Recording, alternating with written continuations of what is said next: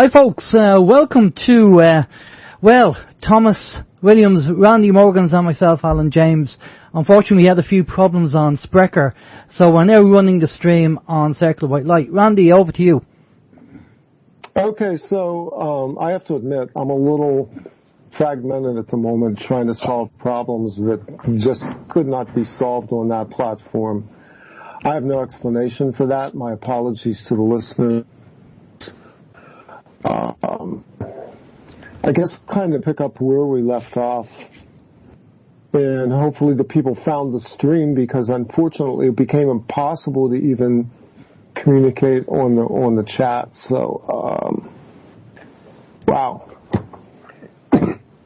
Help refresh me on where we left off, because this is going to be a very fragmented show unless we... perhaps you just start again. You know, you were covering about your issues from 2004, and I can chime in with what is the trust and how they did it, and then we just run it from there. Okay, so largely what I discovered in this process was, again, I was already kind of into what was called at that time the Patriot movement. I had been on Christian Patriot Radio, and I had access to a fair amount of information in that time. I had already gone down the rabbit hole of understanding what the IRS was, how it operated in concert with the Federal Reserve. Basically, you know, to understand the IRS, you have to understand that it is basically a giant pump that's used to sop up the money that's floated down into the system by the Federal Reserve through their inflationary practices. In other words, at any given time, this is one of the reasons why Congress constantly revises tax laws, is that on an annual basis they have to figure out how much they've got to sop up of excess so they don't implode their own system. That's actually how bad this all really is. So the IRS being domiciled in Puerto Rico was kind of an insight, and then finding the information on the federal zone and coming to understand how they operated this was basically a syndicate. I mean, if you look at the government, you realize this is an organized crime operation. There's no other way to understand it. This is not a constitutional government. And so the domiciling of Puerto Rico, the domiciling of the IRS in Puerto Rico was largely done because they couldn't legally collect these revenues inside of the United States proper, what we would call America today. And so essentially what they were able to do was to set up a shell corporation that enabled them to use possessions and territories as a pretext for collecting these, and then the presumption of law coming into effect to enable them to levy these on the citizens of the United States.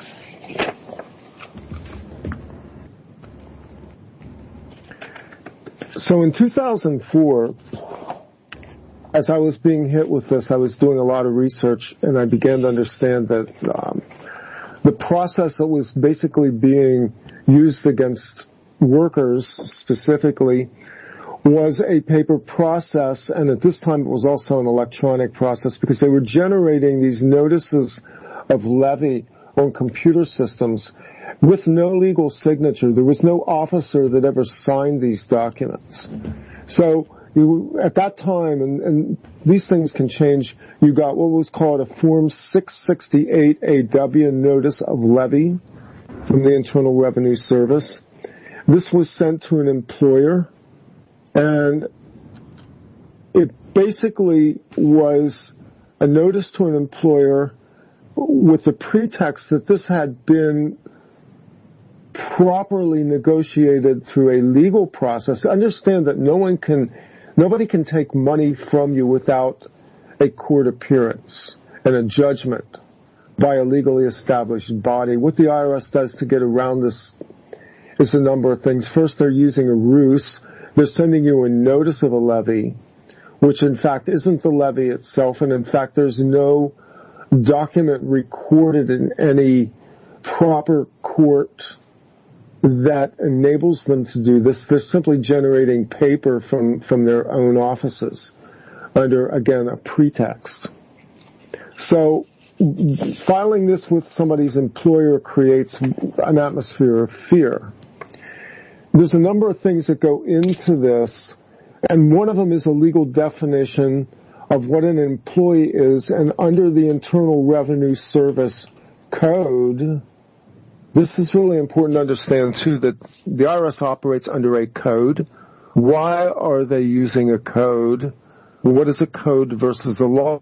What is a statute? What are these things that, like titles, that are being applied to us? If you go look at the U.S. Code, you'll find it operates under titles. Some states use varying jargon and terminology to give the appearance of law, where in fact no law exists. These are simply private law enacted under color of law. And to understand color of law, you have to understand that they are using legal terminology in a very dishonest manner. Basically, they're lying to you legally. So one of the interesting terminologies in all of this comes down to the definition of an employee. When we looked at this in 26 U.S. Code 340C, it says the definition of an employee includes, now, again, here's language. When you see the word includes in this type of language, that means it's a bracket. The word includes means that's a limitation. It's not an enjoinder to a previous definition. It is the definition. So for the purpose of this chapter, the term employee includes is limited to an officer, employee, or elected official of the United States, a federal, state, or any political subdivision thereof, or the District of Columbia, or any agency or instrumentality of any one or more of the foregoing. The term employee also includes an officer of a corporation. In all of those definitions there, anywhere does anyone see a private person doing labor for common wages? Again, look at the definition. The term employee specifically includes officers and employees, whether elected or appointed, of the United States, a state, territory, or political division thereof, or the District of Columbia, or any agency or instrumentality in any of or more of the foregoing. That's from the Federal Register. That's where laws are enacted. So in all of this, there's nowhere that a person residing on the land inside of the several U.S. states is encumbered under this law for the collection of income tax purposes as an employee, because all employees are basically employees of the federal government. Yeah. Do you want me to give some background? Sure. What American people, it's not just American people, because it has the Federal Reserve in and of itself has an impact on all countries around the world, because only they can print out currency. So it doesn't matter if you're Indian, you're printing out, or Russia printing out rubles, it's got to go through the Federal Reserve. Well, that's now stopped. But the IRS is a trust for the Crown, and was put on Puerto Rico for a reason. Like I said, Puerto means port. It's the maritime shipping rules again, and Rico means racketeering and corruption. So it's a common theme of the elite system to put it in your face and laugh. This is how they work. So in 1933, they set up the people, as Randy's just mentioned, we're all government employees. And the people, the American people, will put up as collateral for the debt. Now, that's fine in one aspect of it. But the other aspect is what they didn't tell the people. If they are responsible, as you are the collateral, they have to pay for you to live. That's how it works.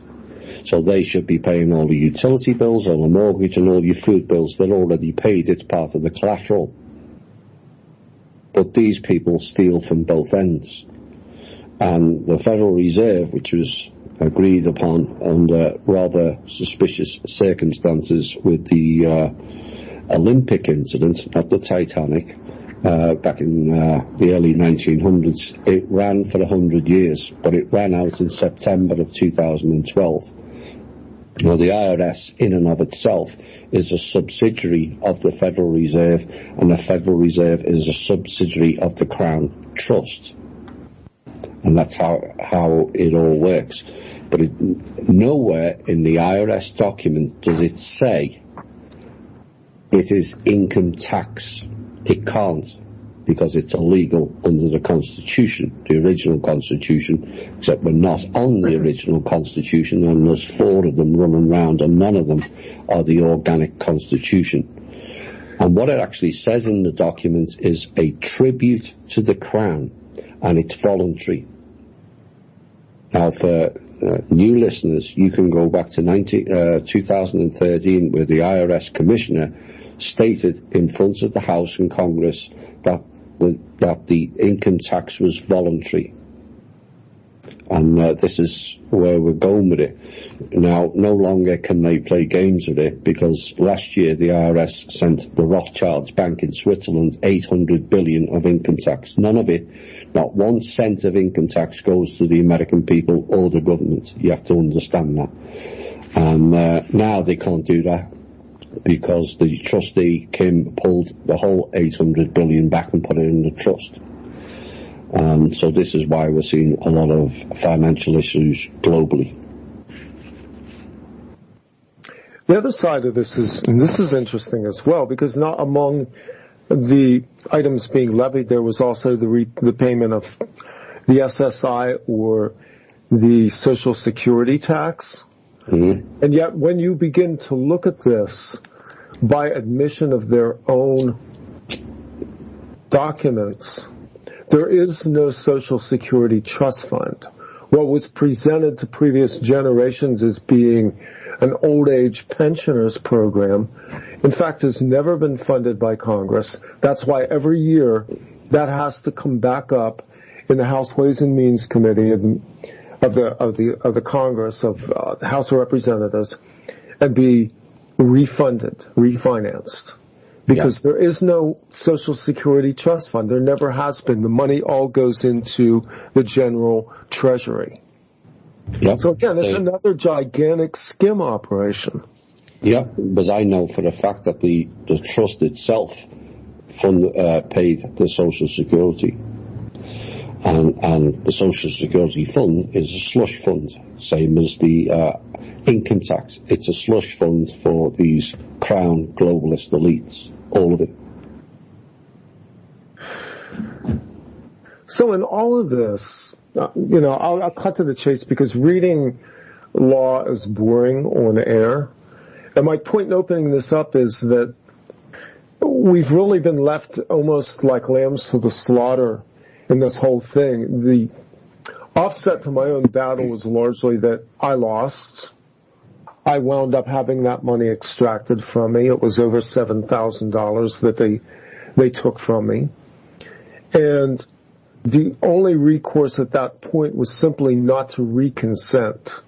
So as a result of that, which goes back even further in history, I will state on the record, I have not filed a U.S. income tax return, it's an interesting word as well, form, since 1992. That is what you would call, I guess, attempting to operate outside of passive acquiescence.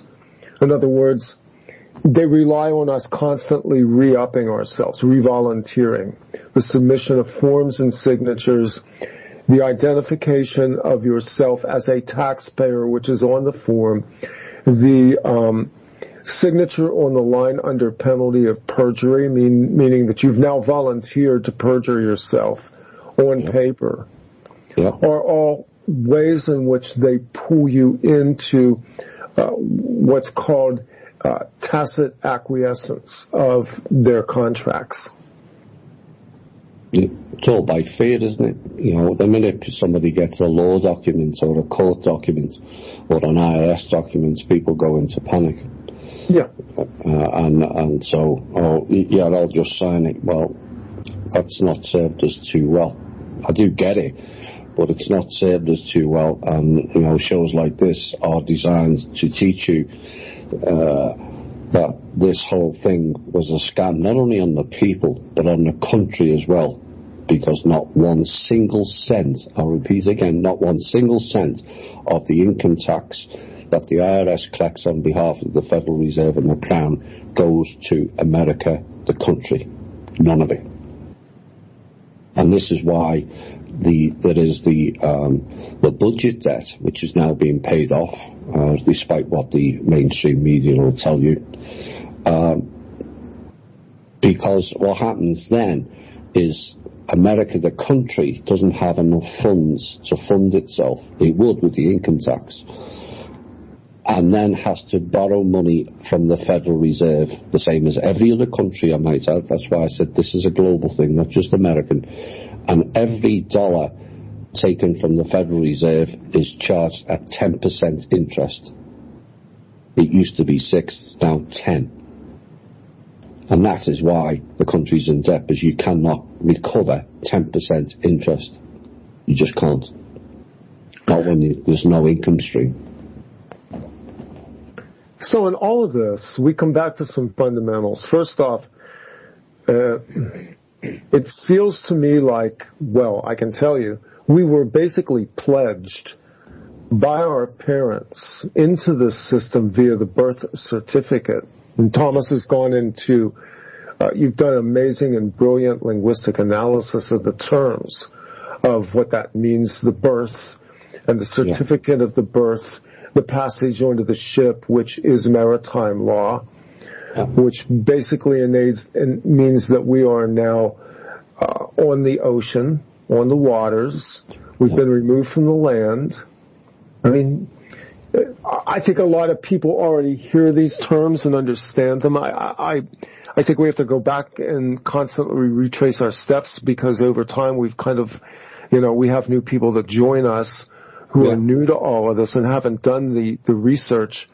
But when we go back to the moment in which we entered this world, all of the generations that have existed, we'll draw a line and say since 1932, have all been pledged to the government as chattel. Yeah, this comes under the maritime law. That's why they call it a berth. Now, most people, it says as berth and spelt with an I, but what the real terms is B-E-R-T-H. And the waters, the canal, the waters break and it comes down the canal. These are all shipping terms. And the reason being is then as you are berthed, as in docked in a port, you are then come under maritime law. And because we're not aware of our own individual trust based on the birth certificate, after 7 years, if we don't claim it, that becomes ownership of the state. And this is how it works. Why? So people then will ask, well, how does the trust come about? Well, there's a reason why they weigh the child. Because they'll weigh the child and say the child is 7 pounds. At the time of that birth, that 7 pounds is then transferred into a US dollar amount based on the gold rate at that time. Oh, my gosh, that's new one on me. That's that's why they do the weighing of the child. And so suddenly you've got 7 pounds of gold, which is then times by $1,000 an ounce, whatever it is now, and then that goes into the child's trust fund, which is then generated, then placed as a stock on the stock market. So that child then becomes cattle or chattel.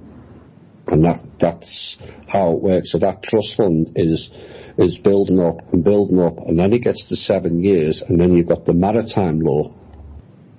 If no one claims it, it means they're lost at sea and declared dead, which is why they've got your name in capital letters, because capital letters means you are dead.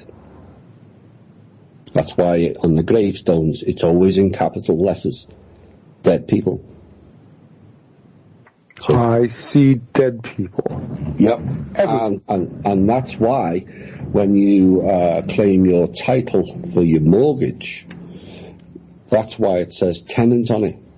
You can't be the owner because you're dead. You're declared dead at age 7. This is how they've wrapped the whole system in. This even goes into how they've operated human trafficking and the pedophilia networks. This was ingenious. What 7-year-old child, or even the parents of these children, have the legal understanding to be able to reclaim that child's sovereignty from this trust system that they have? Yeah. So you're born into slavery in Egypt, basically. Egypt and Babylon, which, if you read the New Testament, it says that Egypt and Babylon are the same construct. That's in the book of Revelation.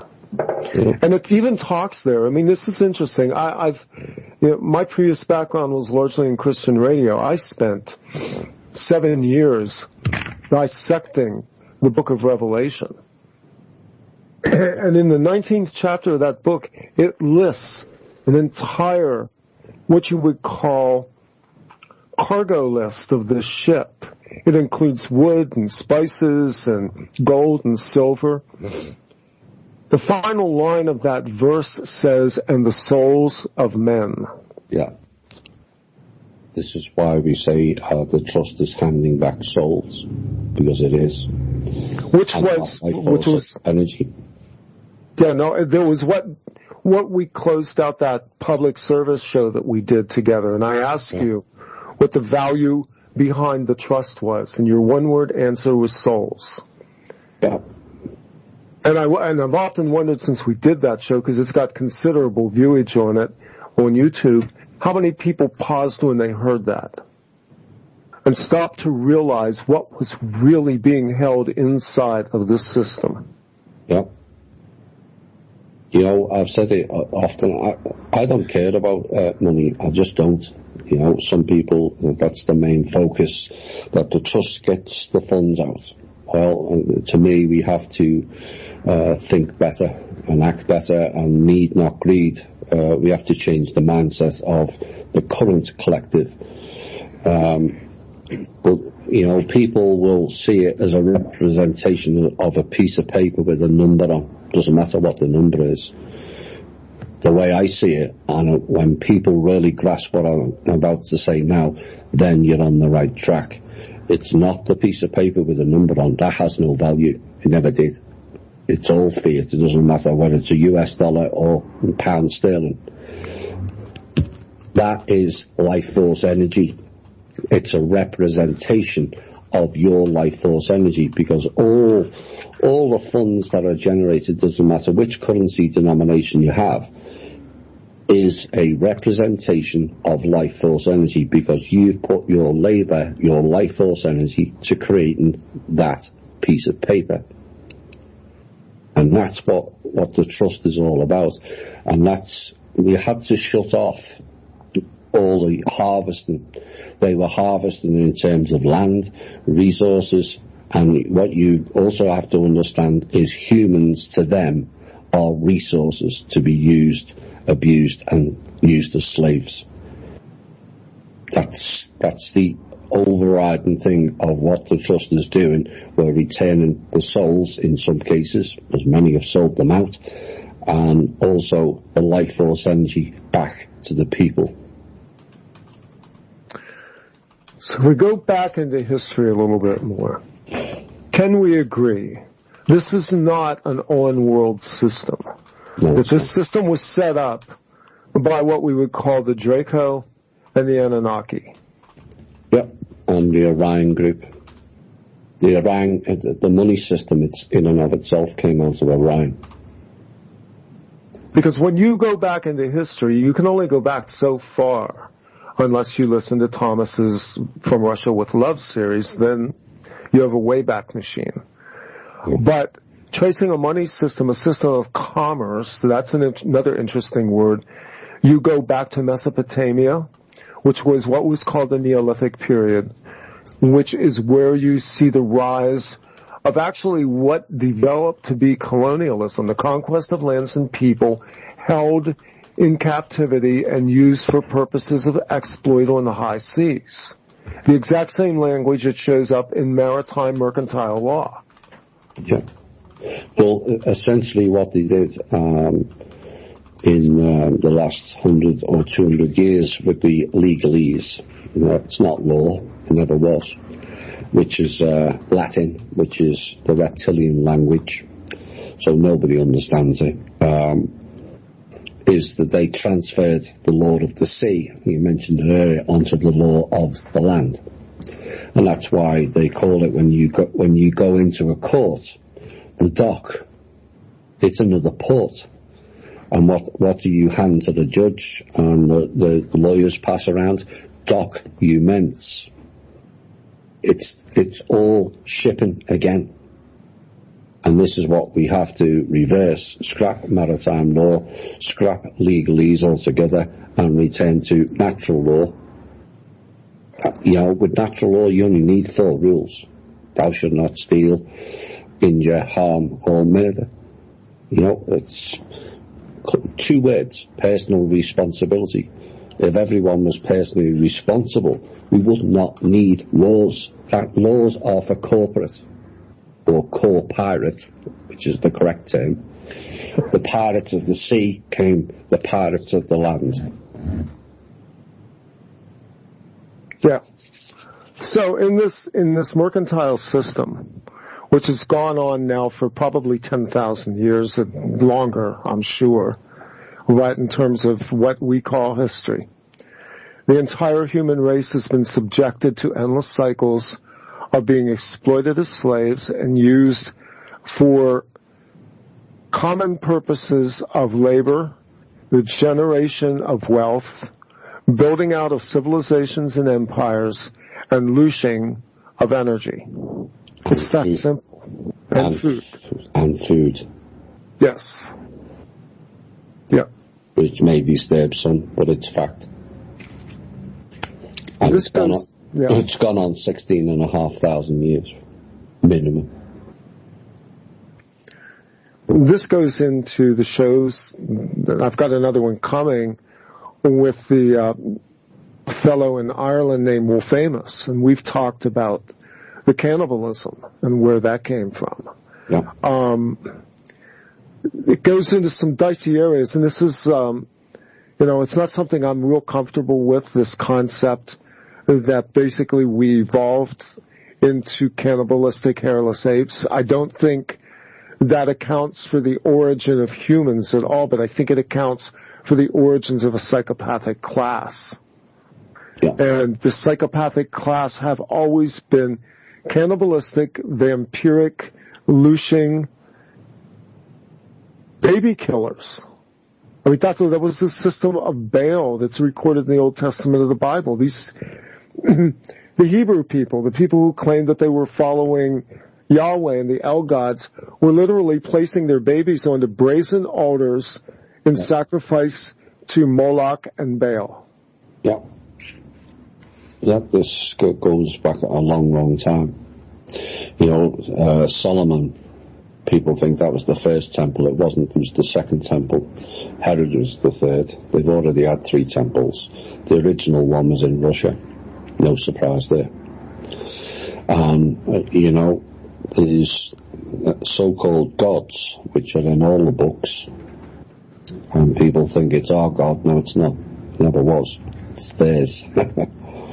And the sacrificial Solomon, there's a lot of people talking about, Solomon was this and Solomon was that. Solomon was sacrificing children.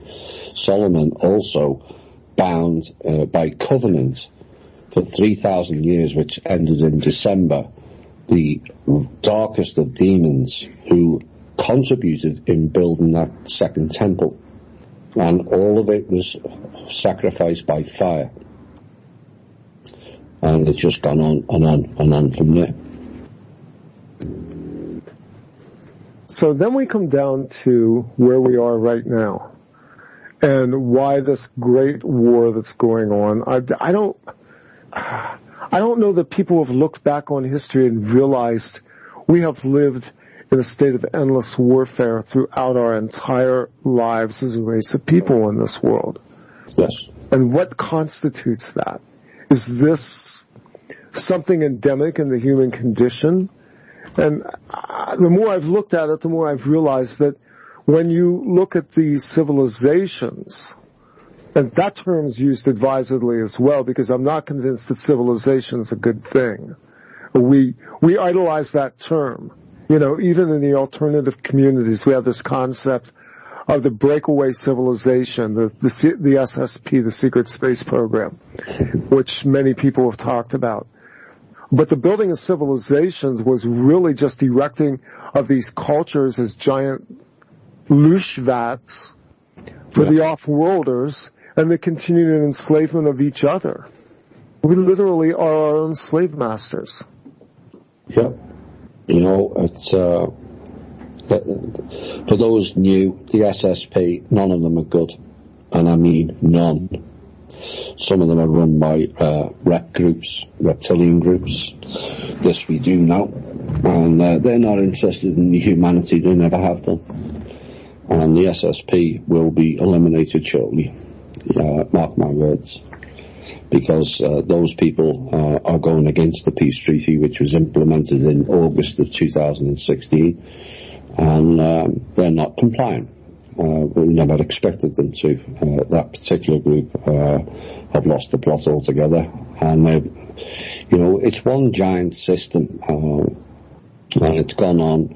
You know, from Russia with love goes back 110,000 years. The wars in the sky when the second moon of 3 crashed and sank the continent of the Arya, which no one will talk about, and yet it was more recently known as Hyperborea, and its sister island Thule, you know, and those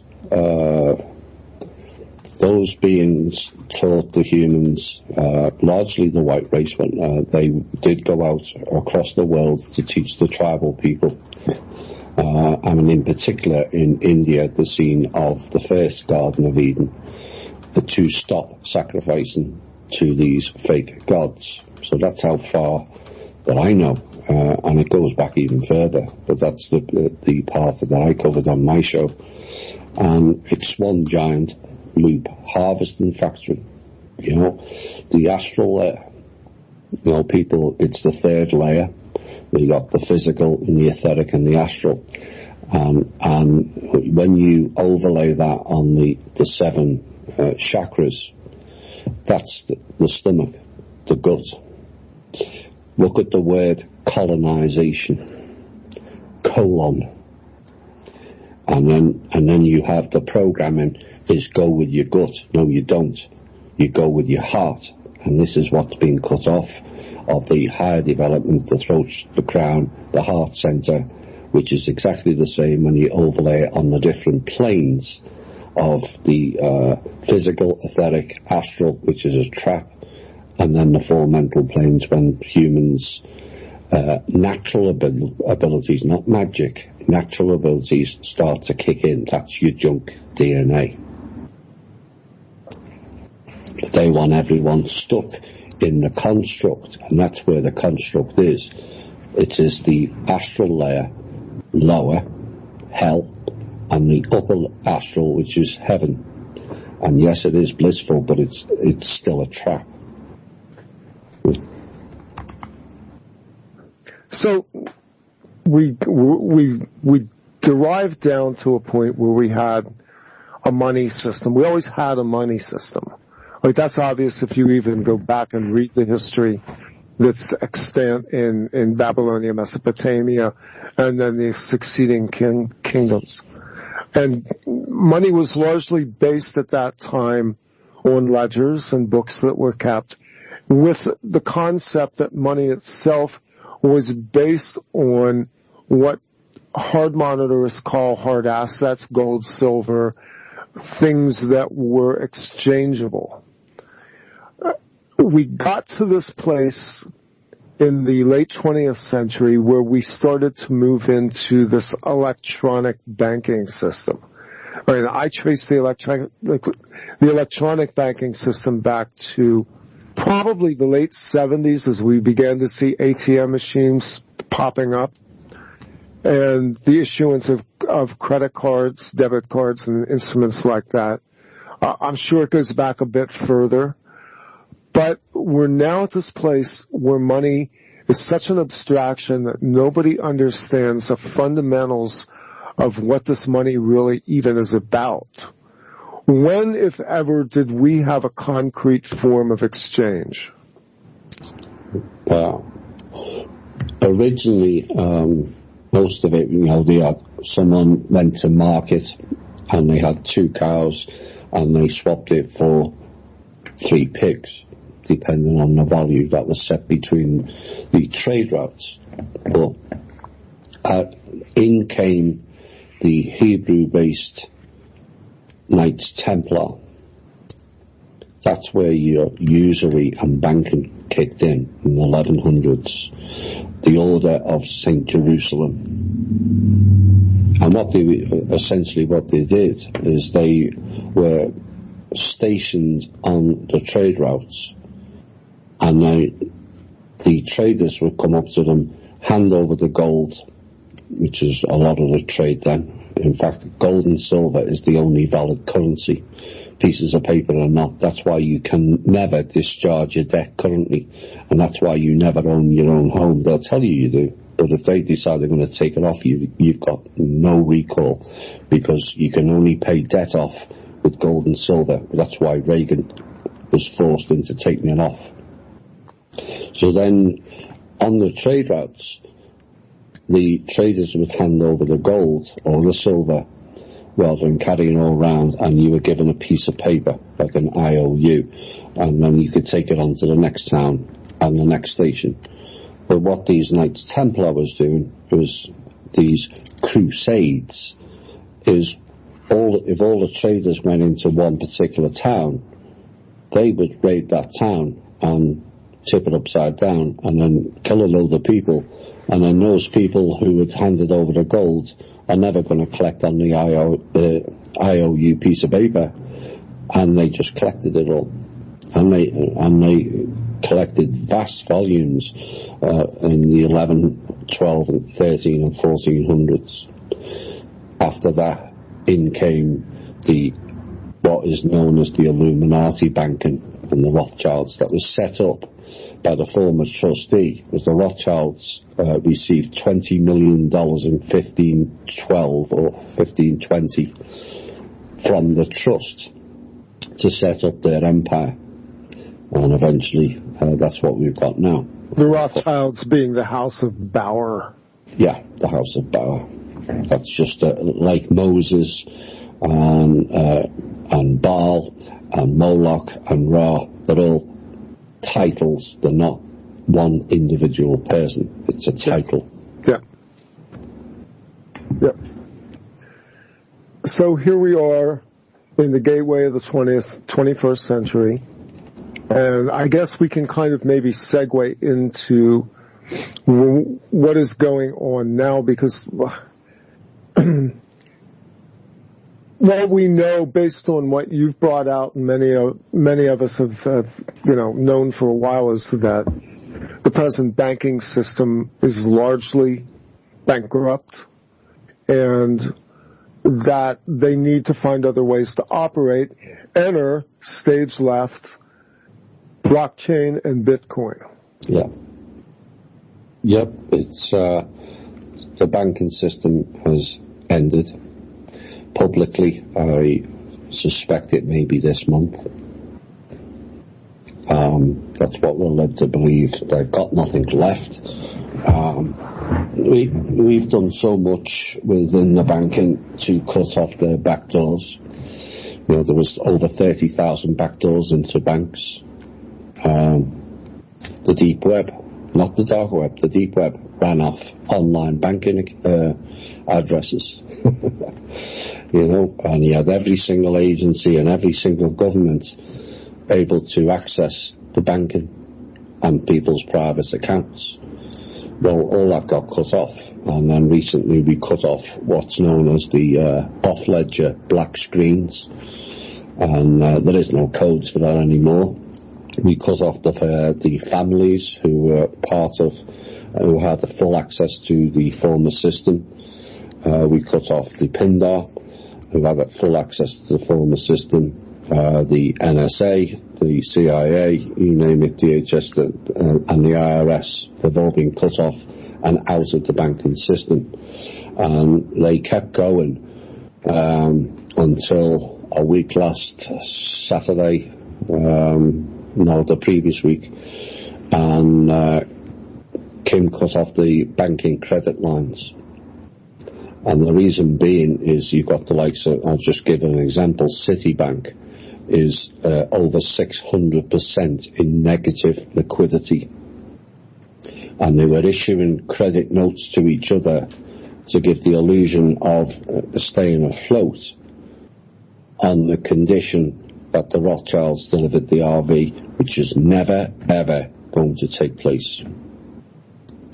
Even if they had the assets, all the assets back in the trust, they can't deliver an RV. They just can't. You need 3 or 4 planets worth of assets to cover it. And so now you've got people all over the world, generals and different, with pallet loads of dinars and zims and dongs and all kinds of other bolivar, and they've only been paid in them and being told that the currencies are going to be revalued. They're not. They're just not. And so now there was a meeting in November of the IMF, who are bankrupt, and the UN, who is now defunct. It's not sovereign anymore, and it has no right to issue treaties, which is why the Paris climate was a treaty at first, then it went to an agreement, and now it's gone to something else, accord. Why? Because they're not sovereign anymore, and they won't be getting sovereignty back either until they clean their act up, and all the funds that were taken illegally by the UN were handed back to the countries. So this is kind of what's playing out. But the IMF had a meeting in London in November and told 134 countries that they were going to scrap currencies and they were going to go with Bitcoin, or fresh air tokens as I like to call them, which is a slavery system way beyond even the current monetary system. Explain that term, fresh air tokens. Well, it's got no assets. You know, that's the problem with the US dollar. It's got no assets to support it. You know, the assets that supported it was all Russian gold. 88% of the gold that was in Fort Knox was stolen out of Russia. But at least then it had something to back it with. Then when they took it off, they just started printing money out of fresh air. So that's what the QE was about, quantitative easing. That's just printing money for the sake of it. It's like printing monopoly money out. Well, that devalues your currency, and then you have inflation. Now, inflation is largely bypassed by people.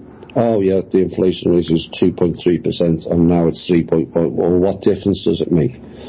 Well, what difference does it make, to make a full circle, is inflation is a hidden tax. That's what people don't get. Inflation is a tax on the people. Yes, yeah. And so it's another tax that the people have to pay, and they set the rates, and they change the rates, and they push it up. You know, it should be negative. The current rate should be negative, not whatever it is now, 2.25. I know they just reduced it 0.25 of a percent. But it should be negative because the whole system's collapsed. And, you know, China is struggling. The repossessions went up 1,000% in one day last week in China. Their growth rate is the lowest in 30 years, and their whole government has only got 300 million left. 300 million only lasts a few days. How does that even occur? I mean, here is China, which has been the generator of cheap labor and goods for the last 30 years, having taken over from Japan after Japan itself was outstripped. We basically outsourced labor and goods for the last 50 years in the United States. I mean, we moved from Japan to Malaysia to China to Bangladesh. We have looked for every third world that we could exploit in order to do this. The fundamentals of this, it looks to me like we could never even afford our own labor anymore. Well, you got to remember is the reason for the shift of the last 3 or 4 decades was them preparing to transfer all the wealth that they've creamed off the Western people. And they've creamed off the whole world, don't get me wrong. But the Federal Reserve Agreement was that the West would control the monetary situation from America for 100 years, which ran out in September of 2012. Then it was transferred, or going to be transferred, over to the East. And they built a new building, or are about to build a new building in Macau, which I said Singapore on Thursday, it's actually China, and a new UN building.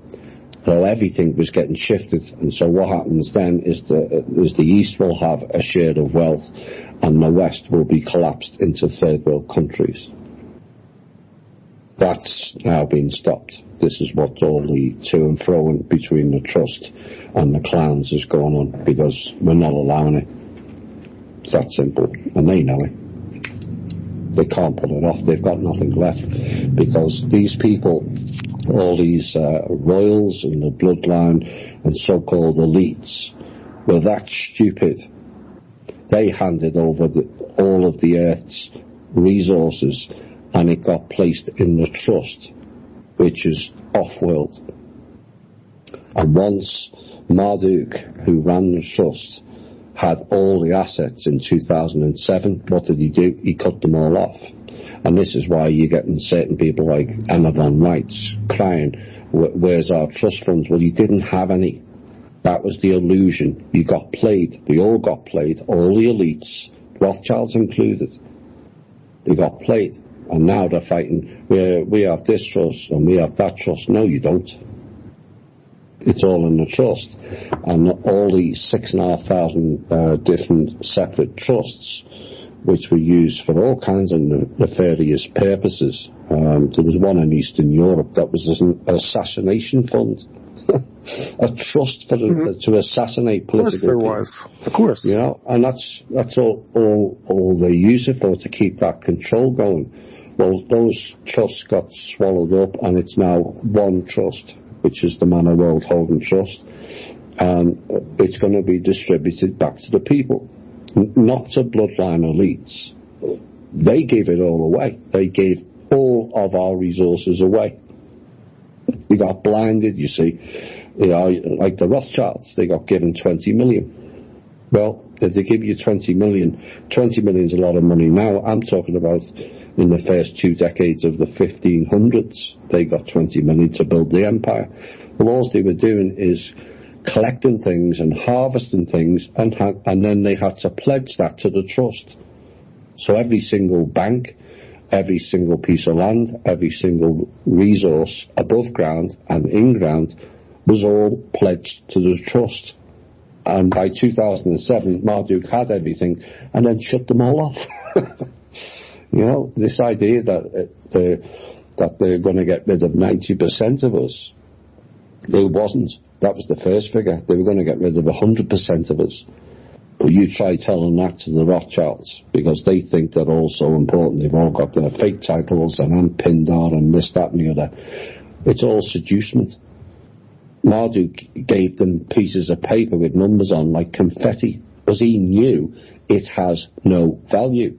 The real value is in the assets, whether that be gold, silver, or human souls. I mean, ultimately, when you look at this, we talk about gold and silver and all of the above ground and below ground assets and all of that. It's just a world. It's a physical world. Yeah. And the real value here is actually the living being, the soul. I mean, let's define this for a minute. The soul encompasses the living being. Yeah. It is the expression of the spirit that comes in, incarnate into this world, born, largely in captivity. Yeah. And so this entire system is a house of cards. It's basically built on false premises right from the start, and this illusion given largely because the way I look at this now is they established the elites, the upper class people, these class wars and hierarchies and royalty as a way to show us what human beings could aspire to, when in fact most human beings could not aspire to that. It's like the old line, anybody can grow up to be president. Well, no, actually not. It's that's a bloodline tradition as well. Yeah. But the truth of the matter, they allow a few scrapers to succeed in their system at various levels. But if you look at the world around you right now, if you look at the high rollers, if you look at the Elon Musk, the Bill Gates, the Jeff Bezos, these were all setups. These were all families that were basically set up to bring forward into the marketplace technologies that A, already existed, and B, were being funded and bankrolled by intelligence and military operations. Absolutely. It's a human failing. We're seduced, whether that's pieces of paper or technology. And there is no new technology. Every piece of technology is old. There is nothing new to invent. It's already been done. Largely contrary to some of the clans on alt media. That technology was largely built by humans. And the reason why we're a precious resource is because of our creativity. If you put, there was 2 moons in the sky, and you put humans on one moon and the reptilian Draco on the other, we would build that moon within 10,000 years. We would build a civilization, as it's called. The Draco would take 120,000 years. That is why they use us, because of our creativity, because we are closer to source than them. There's a different frequency of source DNA in the organic human vessel, and there's a lot who aren't. So we walk through that because we originally set out to talk about these cryptocurrencies. Yes. So now we go into a number of interesting areas as well, because first off, go back and look at the history of Bitcoin and look at the effort that was placed into that. 2008, 2009, very modest. As we progress towards 2012, considerably more effort and more heat was put into it. The last 4 years of the crypto caper has largely been bigger and better mining rigs and more buy-in into this system. So it got so ridiculous about 18 months ago, and I know this because I go out to market to buy computers and technology. You literally, at some points in time could not buy these AMD and NVIDIA graphics processors. These are cards that are put inside of the computers that are used to process video data. They're very specialized. They're very high capacity. Fast buses, high memory content. Right now, I think they're running 8 gigabytes on board of the card itself. That's actually in addition to the onboard memory of the computer itself. When you go out to market to try and buy these, you suddenly discover that they're sold out. Why? Because miners were buying these things. They were buying them en masse. Some of these graphics processors are running well over $1,000 per card. So they were buying these things and putting them into server racks and using them to mine Bitcoin. Which goes into the question, given how much electricity these things consume and how much heat they're putting off, how much effort was being expended into the mining operations of Bitcoin itself, and who was doing it, and what is the net effect of expenditure of carbon fuels going into the mining of cryptocurrencies? Yeah. Well, I can tell you straight off the bat, crypto was developed by the NSA and CIA. Sure, absolutely. Yeah. Now, this goes back, which will be in From Russia with Love 7, to the OSS. They were doing crypto in the early 1900s. Cryptography. And that's where it developed. But the NSA and the CIA, along with their subsidiaries, because they're not separate companies in Silicon Valley, they all come under the NSA and the CIA with these private subcontractors where they act a bit like Robert David Steele, works for CIA. Then they develop some computer programs. They call it open source. Yeah. That was 1993, and that was then Steele says he's not connected to the CIA, but by contract he is.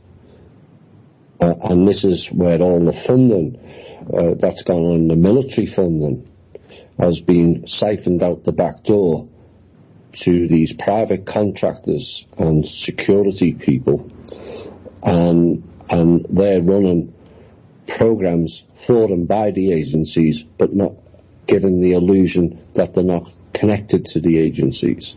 So all of Silicon Valley, go Ogle, as I call it, are all go connected back to the NSA and the CIA. Now, the NSA is not an American company.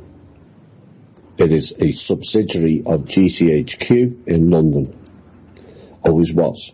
So this goes into the Five Eyes stuff, where they're not allowed to spy in their own country, but they get their Five Eyes to spy in the country on behalf of them, and then they just transfer the data.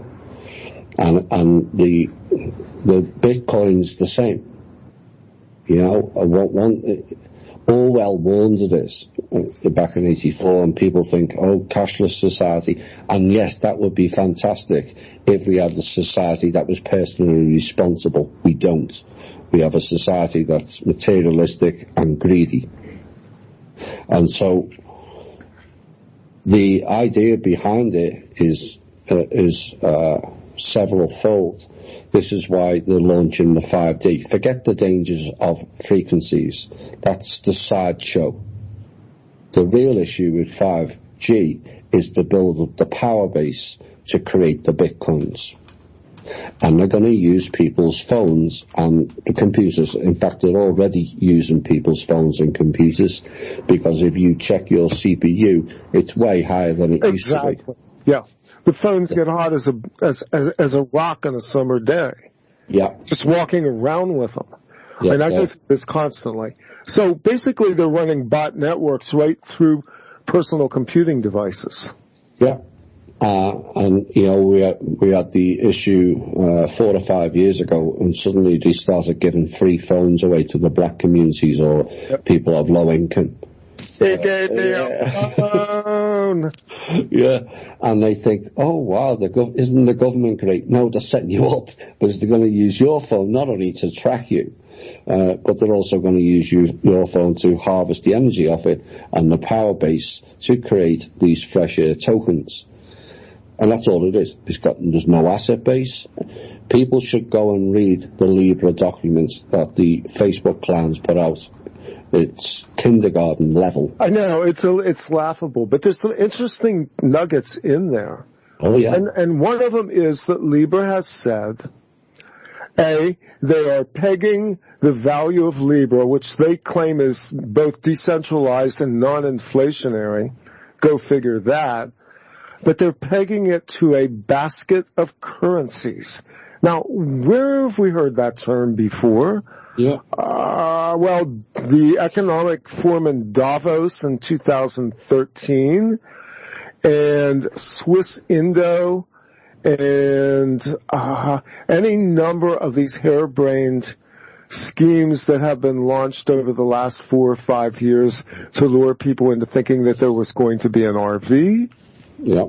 It's all the same thing. You know, the RV hasn't paid out in 12 years, and yet you've still got stupid generals waiting for the RV. There's been 3 attempts this week. They've all failed. And, we'll go again on Monday. It's going to happen Monday. It's beyond senseless. And what it tells you is they no longer have control of the currency or any assets. Otherwise, why would they need to create a new one? So that IMF meeting in November was an admittance they'd lost out to the trust. They don't have control of the banks anymore, they don't have control of the wealth anymore, and they don't have control of the assets anymore. So then they're going to create a new asset using the agency-based Langley and NSA crypto program.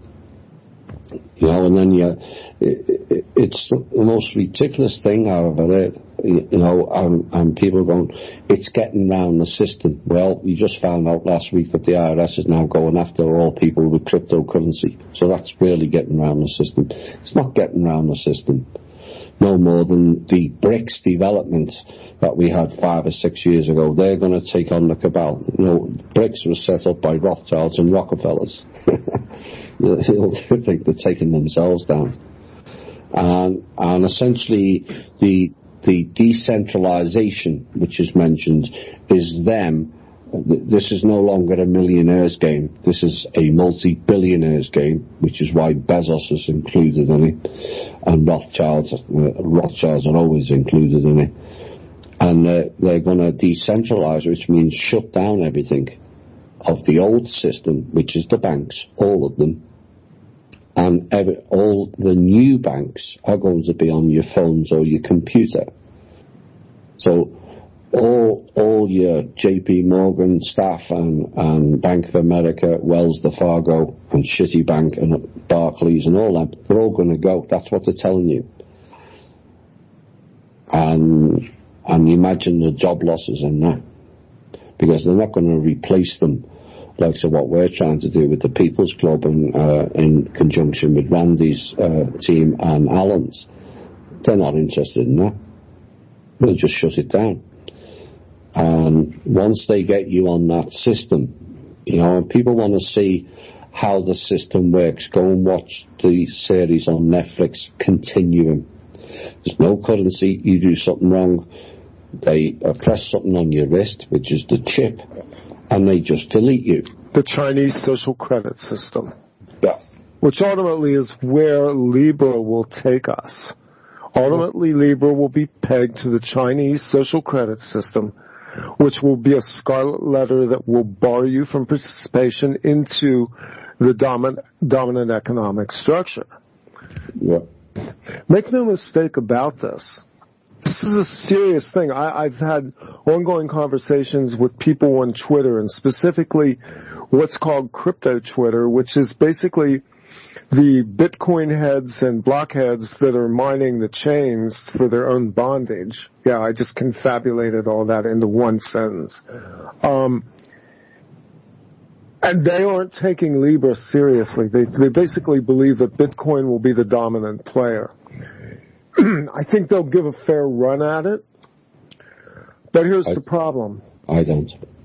Facebook is based on stolen code. Yeah. Facebook itself is a mind control operation run by a person who is a generational mind control subject. Mr. Zuckerberg, which is not his real name. Oh, it's got a silent F.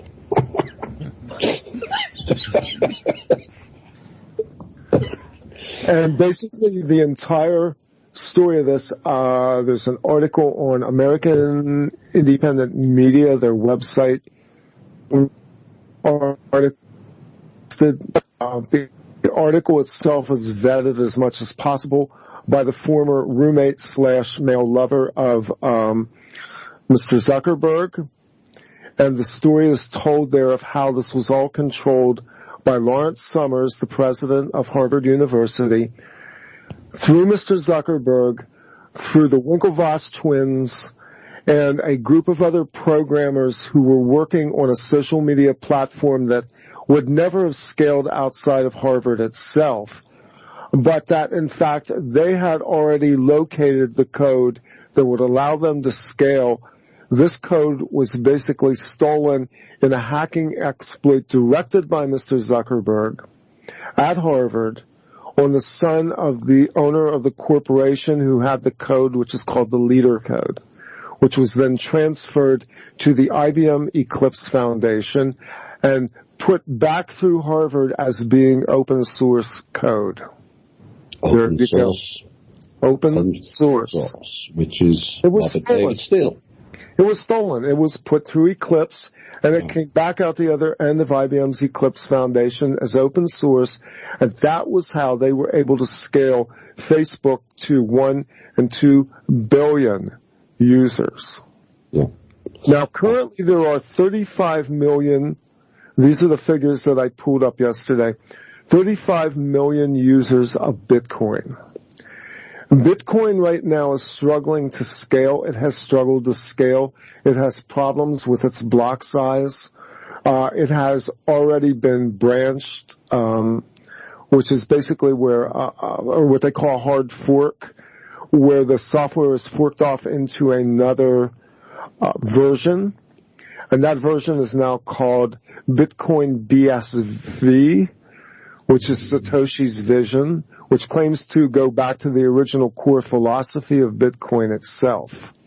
But the problem is that even with that, none of these cryptos, including the Ethereum platform, can ever hope to scale to 2 to 3 billion users, which is a critical mass for anything to be able to be usable as a viable blockchain currency. Yeah. So you see where this all goes. This goes into who's got the secret sauce. Well, the secret sauce is already in front of you on your Facebook page. Yeah.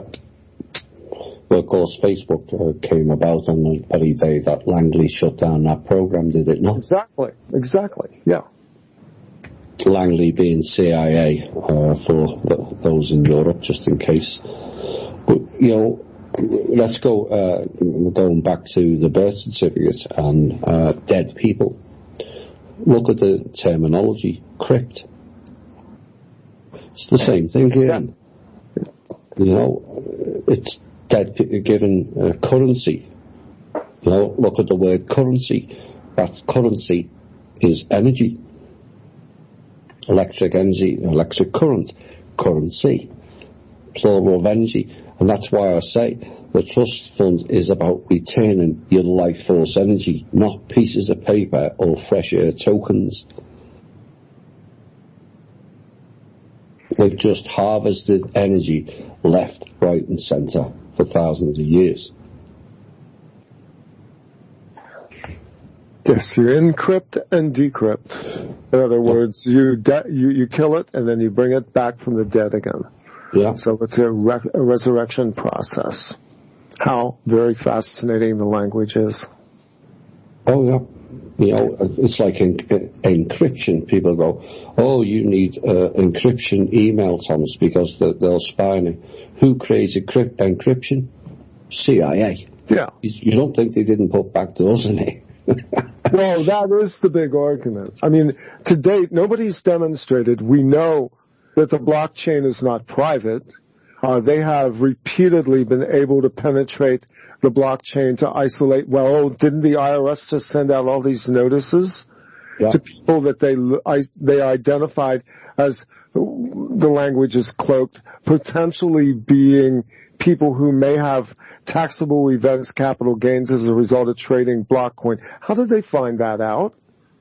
Or that go back a little bit further in time and look at the Silk Road, which was a dark website that was taken down, and how they penetrated the networks there to be able to actually go into the server and access the bitcoins that were held by Silk Road at the time it was taken down. And so it's not secure. It's not private. No. But they admitted in their own documents they couldn't guarantee its security. They said we may have it in 5 years' time. It won't last that far. It won't go to that. The whole lot's going to crash shortly, from what I gather. Bitcoin's being taken down. Then what will be dropped into place will be Libra, held by 10 major corporations, including Visa, MasterCard, Stripe, Uber.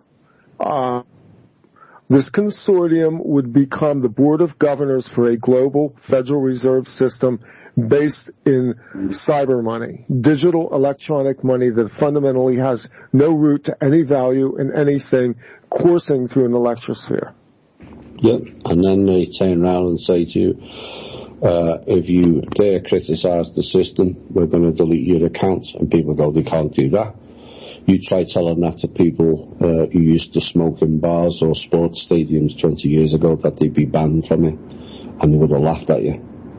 These people will do anything, and for too long humanity sat back and ignored all the political bills. I don't have time to read that, but those bills are impacting on your life left, right and centre. It's just this totalitarian creep that's gone on throughout the decades, and we have to stop it. You know, we have proposals forward for a repurpose of the IRS. For one, it will be placed on American soil, not Puerto Rico, and a further tax across the board, so that people who spend more will pay more in tax. As it now, the elites don't pay anything. They're above and beyond the law because they go under legalese, because they understand that babble. We don't. And it's going to take time. But it's important for people to recognise where they can be the change.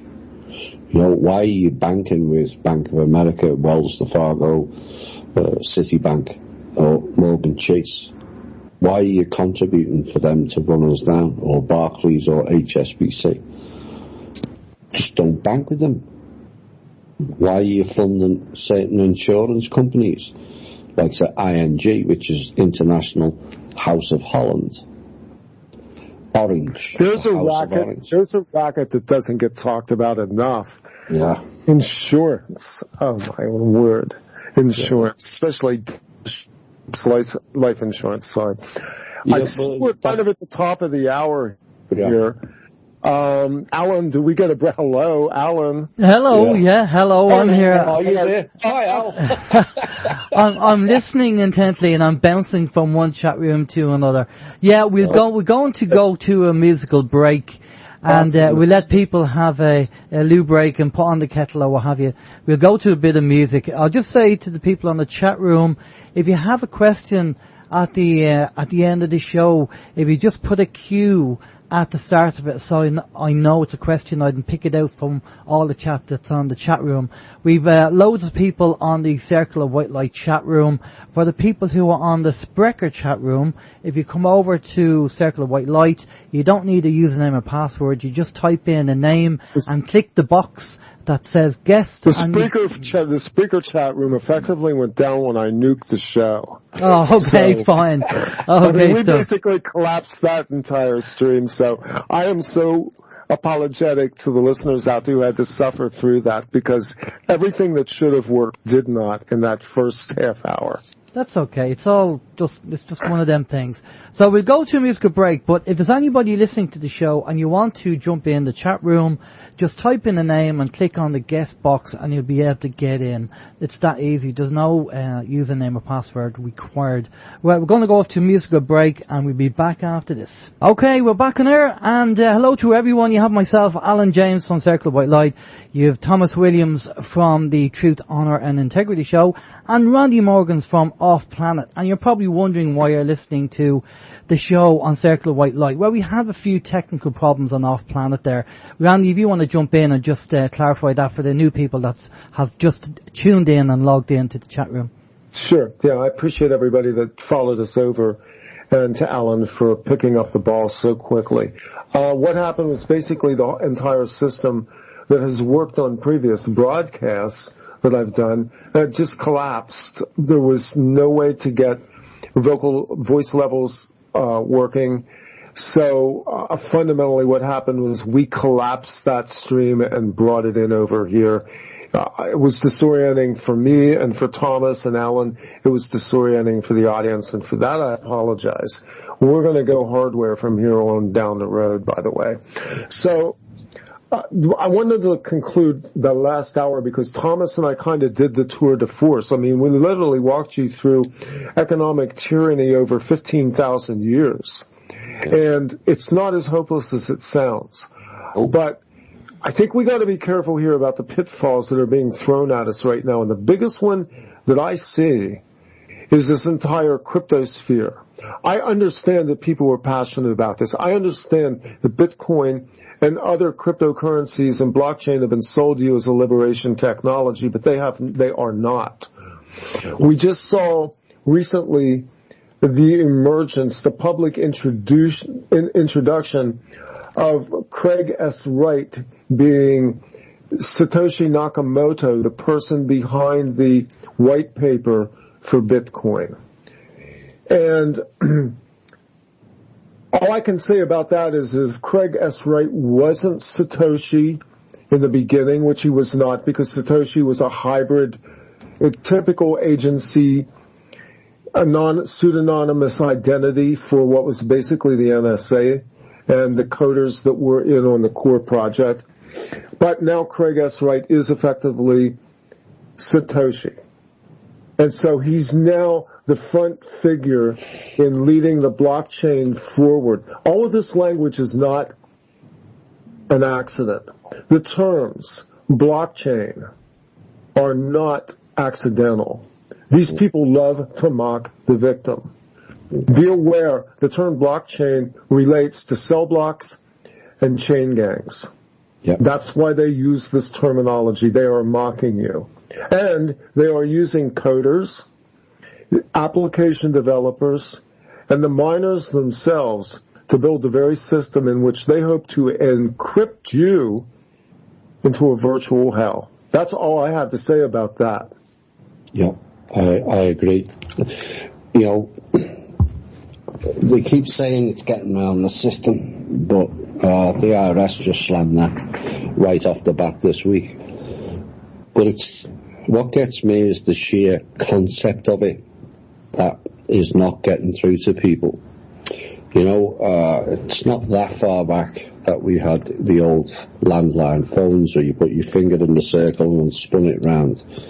Can you imagine a bank manager calling you up and saying, I want you to buy these tokens, I'll access your bank account and take $100 out, and I'm going to give you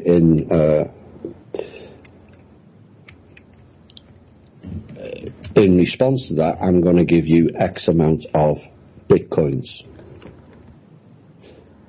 But it's going to be contained within your phone. You know, most people would just threw the phone down and ran away. So what's different now? That's the concept.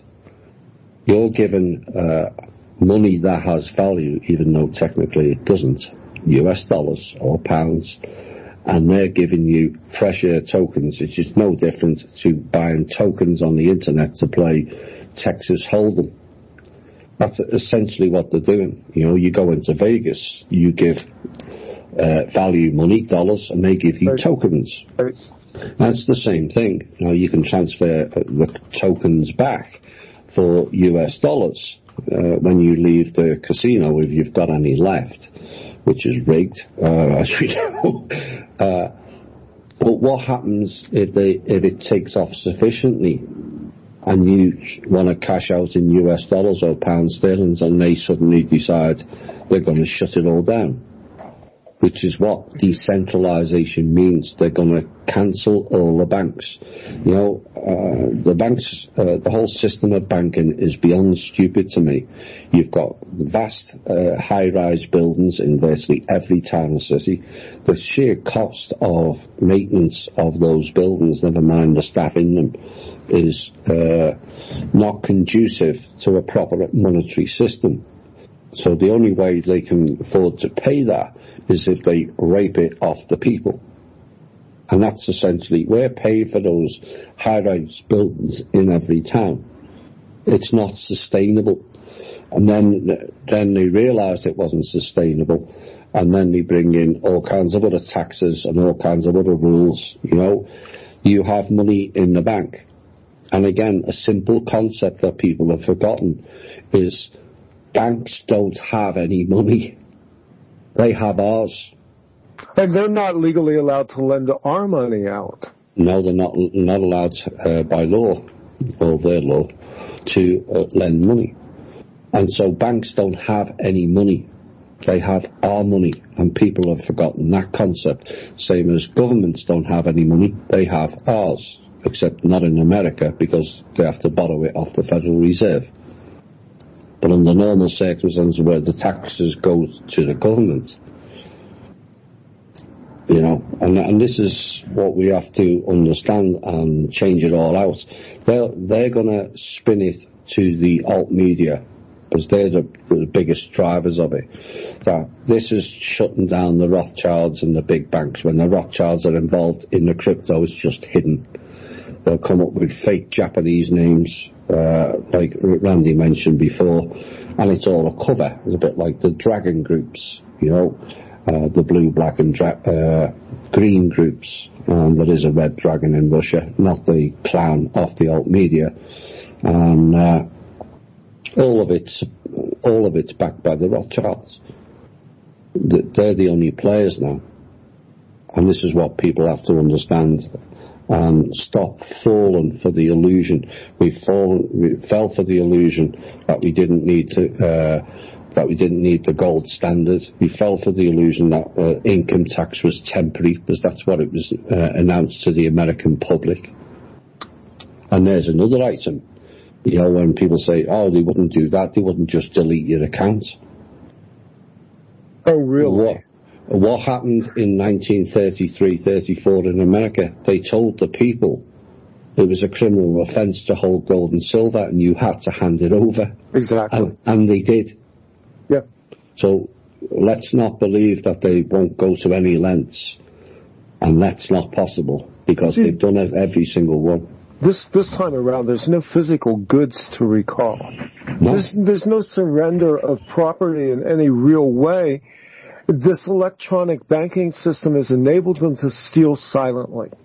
The back ends into banks, the ability to access your accounts and levy service charges just randomly. I mean, look at your credit card statements. Read that tiny little print. Get a magnifying glass out and read the number of times that they have the ability to hit your credit card account with charges for various things.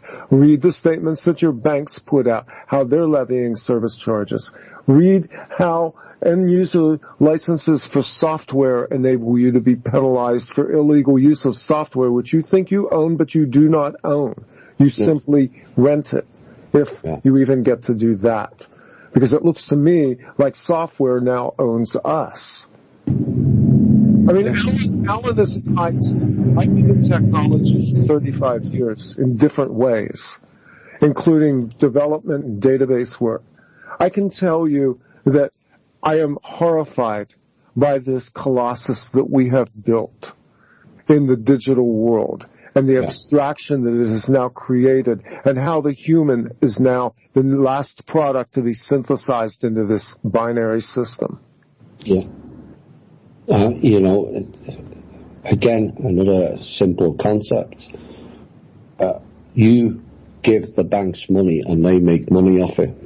It doesn't come back to us in interest. You've given them, by putting money in a banks, essentially you're giving them an interest-free loan. And then they came up with the idea, well, we will charge 17% for a credit card. That's your money that they're using to give that out, by the way. And then the even more bizarre concept that the public accepted, and this is how too easily we accept things. You're giving them an interest-free loan by putting money in their establishment. And then they decide they're going to charge you $1, $2, or $3 to access your money from a hole in the wall. An ATM fee. $3 I had to pay an ATM last weekend to pull money out of a bank in downtown city that I was at. When that money is an interest-free loan to the bank, and they're charging you to take your money out. It is involved in an extra transaction, but it's cheaper to have a hole in the wall and one person throwing some money into it than to have a load of bank tellers. So you should actually get money back because there's no output with it. And we have to get smarter. We really do have to get smarter. And anyone carrying on with Bitcoin and all the other, you're signing your own death warrant. Literally signing your own death warrant as a living soul. Yeah. It's not about money and this. It's about control with them. They had all the money. They had all the assets. Do any of them ever look happy? Have you ever seen a happy Rothschild or a happy Rockefeller? No, they're all miserable bastards. Why? Because they're not interested in the money. It's control. And because of the work that's been done over the last decade and more so in the last 5 years, they've lost control of everything. I said this was happening in 2015 when I argued with Shane on air. Shane said they're trimming the fat. Well, he's correct. 100% he was correct. And they are trimming the fat. That's what decentralization means. And the US military, I've warned them several times in the past month, they're going to get replaced by NATO. And people go, no, that won't happen. Well, they said that about the banning smoking. That'll never happen. They did. They said that, you're charging you to take your own money out. They did. They've done all this and we just accepted it. And we have to stop accepting it and get up with the facts of what really is going on. Understand finances, because most of us don't, particularly mortgages and taxes. Oh, that's too complicated. Well, that's why they do it, because people won't take the time. They'll spend many hours a day on Facebook, but won't take the time to understand what's happening to their money, how it's generated, and where it's going. We have to change that so we understand that if we put money in a bank, you're giving them an interest-free loan and they're loaning your money out to us at 17% on a credit card or 25% on some of them, and you're not getting any interest back. They don't have any money.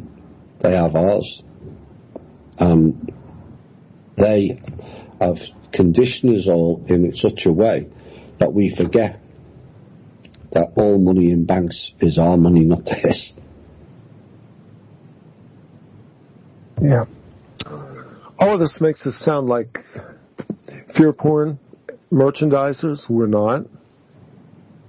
Going forward, regardless of what any groups do, regardless of even what Kim and the Man of World Holding Trust does, Yeah. we have to elevate the consciousness of the populace. And we have to do it on a fast-track program. Yep. The urgency in my voice isn't fear and panic. It's the urgency I feel right now to quicken people to begin to look underneath the hood of this whole thing, to look at this system and understand how they've been placed in shackles. And then we together begin to find our way out, because we can't do this fighting among ourselves and being divided any longer. No, that's exactly what they want.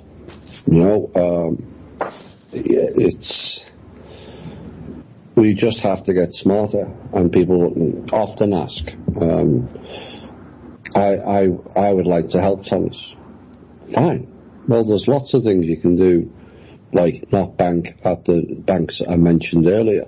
Go to a community bank, local community bank. Go to a credit union, even though a lot of the credit unions are being swallowed now by Morgan Chase. Mm-hmm. Stop using Amazon. Stop using online shopping. They're things that everyone can do. Yes, it may be convenient, but convenience has destroyed humanity. All this technology that's convenient is all weaponized against us. And convenience is our downfall. And we got lazy and more lazy. Well, we'll have this technology. We've heard a lot in the last decade of healing machines. Well, actually, you are the healing machine. If you work on yourself, you can heal yourself. You don't need technology. All technology is a convenience, lazy item. All of it. It's like going back in 1976 in school in the UK. They told all the class in the maths lesson it was compulsory to bring in a computer, a calculator. I refused. Because, yes, again, you're not using your brain, you're using the lazy man's tech. And all technology is lazy man's tech. Why would you need a calculator? You've got one in your brain. Why would you need a healing machine when if you develop yourself, you can heal yourself? No matter who you are. You don't have to have a title of shaman or all the multi-title people on the alt media, this healer and that healer. Don't need it. And this technological nightmare, and that's what it is. People are worried about 5G. Well, the 5G is just an increase in power so they can make more bitcoins. You look at the concept of it, and this is what I call future thinking. Where does it go to? What are the pros? What are the cons? So essentially, to create these bitcoins, they're going to give us increased power on the phones, which increases the frequencies. And I don't believe it's any worse than 4G or 3G. It's just an increased power. And then they're talking about climate change, and we're using too much energy. Well, this is going to take the energy through the roof. This is the part that I can't... Yeah. The same people that are advocating for blockchain and Bitcoin have never stopped to question the terawatts of power it has taken thus far to build this blockchain network. Yeah, they're using more power to do... one plant of Bitcoin uses more power than Guatemala uses the whole year, and several other countries. That's what we're talking about.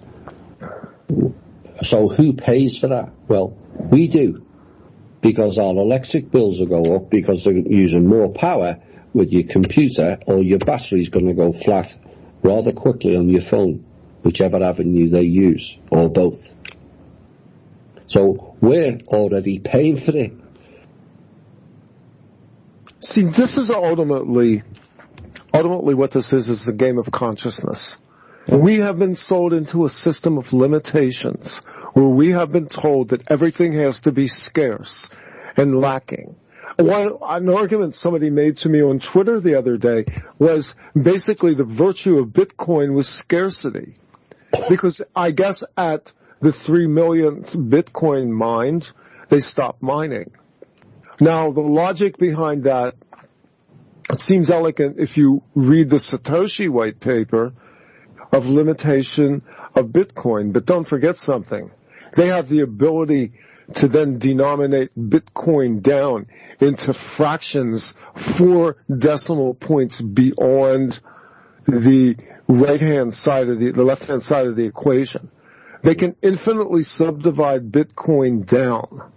So technically, there's not inflation. This is amoebic. This is like cell subdivision. So in a sense, all they have done is change the method by which they are going to break down the value of their system.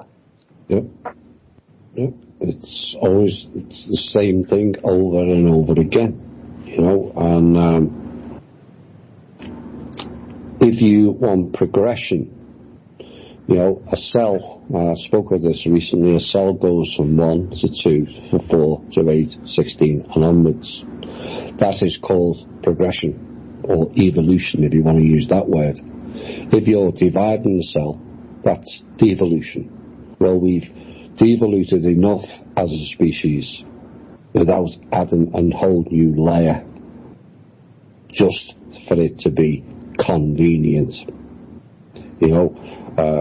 Putting chips in. Well, I'll be able to use go to the gas station and just swipe my arm, saves typing things in. That's how they hook you. Here's a human interaction. Yeah. Go to a store and hand somebody a dollar bill or a coin. Now that's a human interaction. I grant you it's an abstraction still. It's closer. It's more human. It's tangible. You see, putting things into binary and putting it into electronic units only creates a wave. It doesn't create substance. And one of the things that we have to go back to is creating things in substance. We have lost so much in the so-called digital revolution. We lost the entire record industry as a result of it. We saw how record labels were just plowed under and musical acts were unable to get royalties out of the system anymore. We've lost art. We've lost photography. We've lost our minds on this web that most people now live on. And plead guilty, even me. Yeah. The other aspect to Bitcoin and crypto that's kind of gets lost is data mining, which then, because it's all digital, they don't need intelligence agencies, but they can track everything through the data mining of every single individual, because as Robert David Steele put out on his own website, we're going to give phones to the other 1.5 billion people who don't have them. And this is the premise behind open source, where they don't need intelligence agencies, because the people become the intelligence agencies and they snoop on the people, and so they get the data. And you know as well as I do, because you grew up in the UK, how effective that is. That's social policing. The UK probably did it as a culture better than anybody in the Western world for decades. Yeah. They call it the police state in the UK, but the police are the people. Exactly. They're all telling tales on each other. He's doing this one's working and claiming benefits. It's none of your business. Focus on your own life. If people can't afford, can't pay reasonable wages, then people have to survive. That's the way it works. It's always worked that way. And yet, you got people telling tales. Report to the government, or report to the police if someone's working off the side, as we call it over there. Why are you doing that? It's not taking. What they call it here. Yeah, it's not taking your money. That's the illusion. Yeah. I used to tell people who said, "Well, you're working under the table." I went, "There's no table here. There's two hands and willingness to do a job." Yeah. All the recent chatter, $15 an hour. It's still $7 short of poverty, real poverty. Yeah, like we can't afford it. We can't afford ourselves anymore. This is why I came up with the business plan. It doesn't matter if you're the shop worker or the manager of the company. The manager should never earn more than twice or three times the amount. There's no need to be earning, for anyone to earn over $100,000 a year, because the rest of it is pure greed and materialistic lifestyle to impress other people. But not only are you impressing people, you're taking the piss out of other people. Because for every millionaire, it creates tens of thousands of people who have nothing. And it has to be shared. Need, not greed. I've got the biggest house, the newest car, and all that rubbish. That's playing into their system. If we're going to have a better system, we have to ditch that, the materialistic. Yep. You go down the market and you pay $20, say, for a jumper. And then you go into a high store, and because it's got a certain name on it, it's $120. It's still a jumper. This is how stupid we look. When you step back and overview it, you look at how stupid we've all been. A jumper is a jumper. Well, it's $20 or $120. So a pair of running shoes, just because it has Nike on, it doubles. Really? That's an expensive logo. Yeah. The Nike logos, and all of them. We're paying to brand ourselves. Yeah. People who walk around with sports logos on and brand names. And I mean, look, we've all done it, but it's time to not buy into the illusion. Alan, do we have any questions? Because I see time's winding down here, and I can't see chat rooms, so. Right, okay. We have one question in so far, would you believe? Everybody's listening intently. They're probably focusing on what you're saying and not too interested in putting the questions in, obviously, just yet. But the question from Big D that came in, he said, could we shift the conversation to solutions to shifting our financial system to a sovereign system instead of this slave system? Well, that is already taking place quietly behind the scenes. Like I said, there's been most people are just interested is when's Kim going to deliver the funds, which is unfair on her. It puts a lot of pressure on her, and it shows a lack of understanding of the work that's been done and is involved with all this.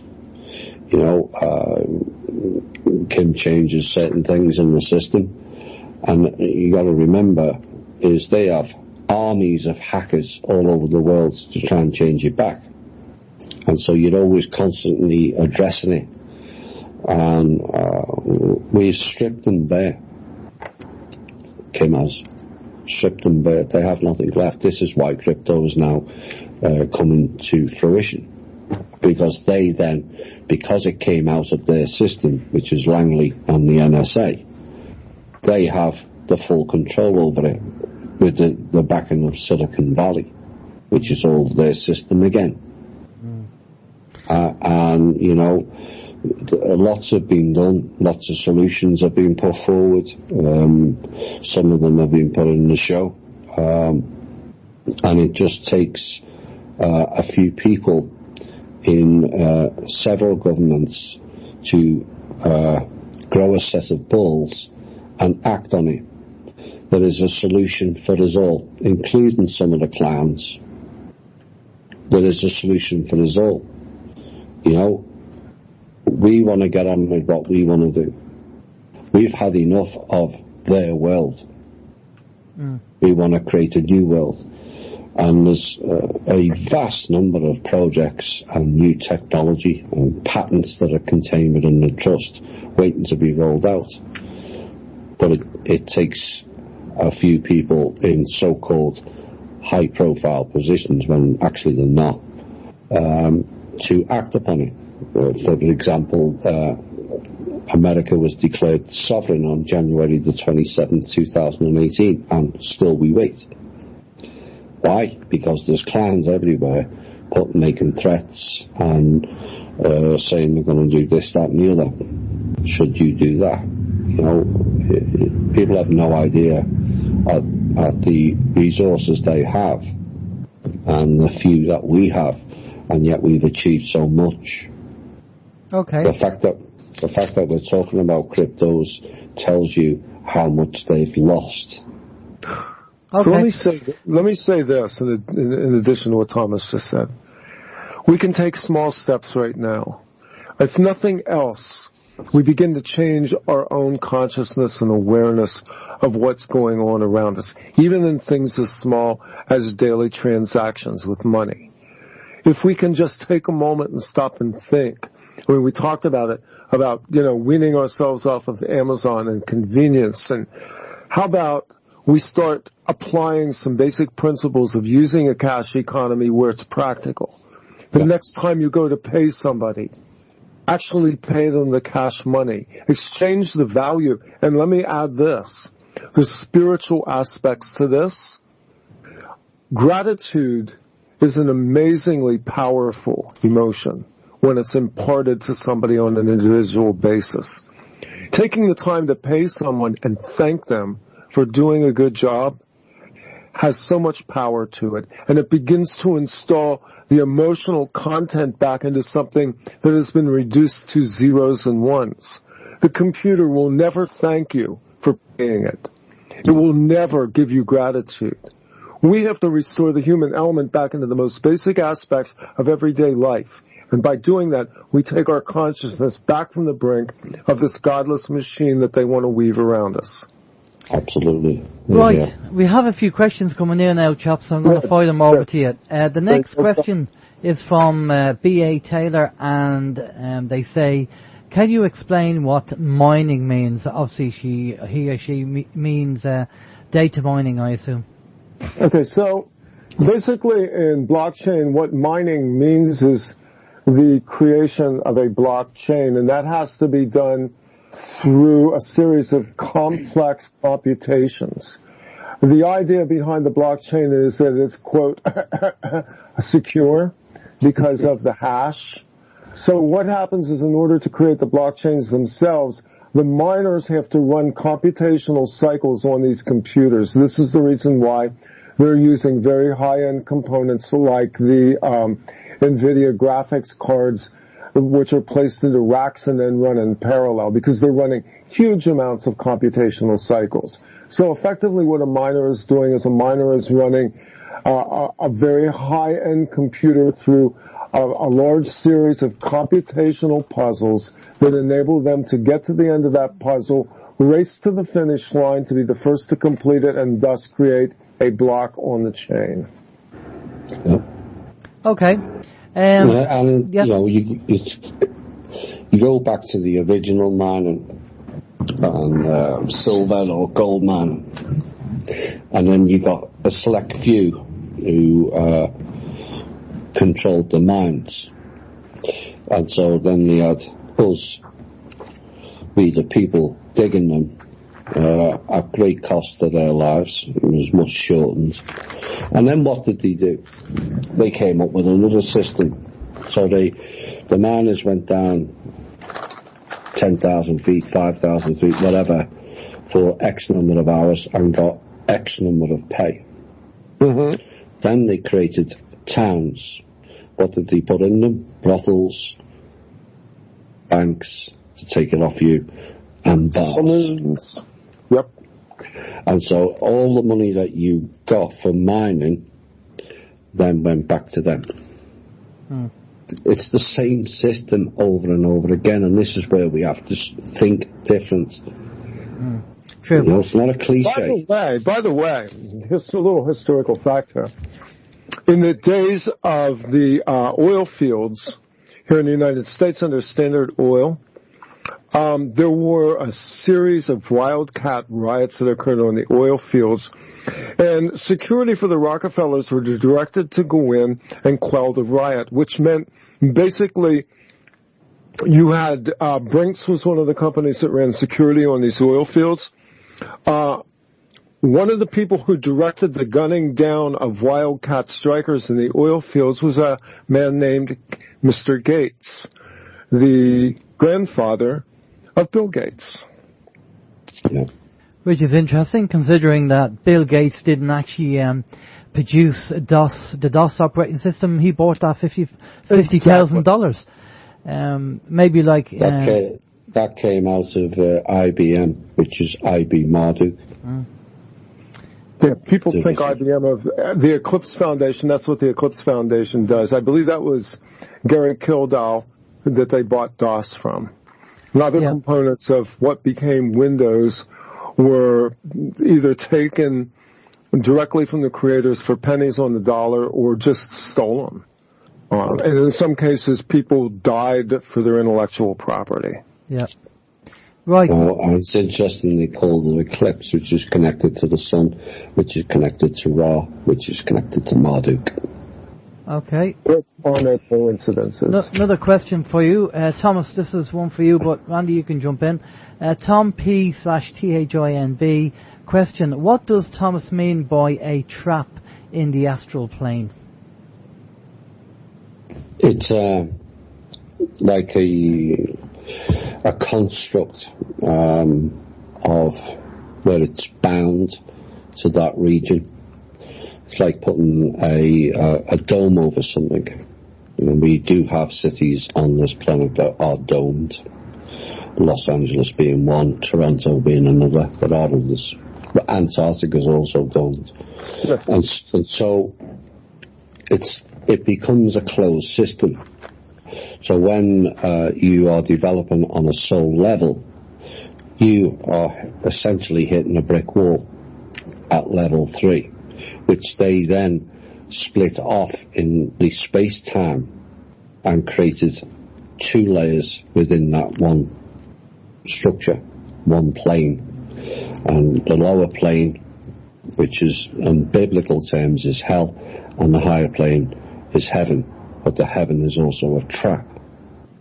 And so that is your restaurant, if you like, because people go into the restaurants and then get consumed. And that's what was going on. And the deal that was the ones who created it is there was a contract with the Draco and the Mantic group whereby these non-formed spirits would play havoc with humanity, and in return, which was then weaken humanity, which then allowed the Draco and the Mantids tighter control over humanity, and in return they got to feed off our energy and souls. Okay. Do you want to comment on that one, Randy? No, actually, that was very succinct and correct. I think anybody that looks at my Twitter feed today will see I talked about this. So, perfect. Okay. Right, next question is for Randy from Andrew, and he wants to know, how has Randy's health been lately? Improving. Good. Okay, that's fine. Exactly the reasons that Thomas said. Thomas was basically my dear wife there telling me, you know, you have to do the work to heal yourself if you want to do this. So that's what has to be done. There is no medicine, no machine that's required. We simply have to work with our own energy fields. Yep, that's fair Thank you enough. for asking that. I appreciate that. Okay. Next question is Tom P/THINV wants to know, what are the guys' opinions on Israel?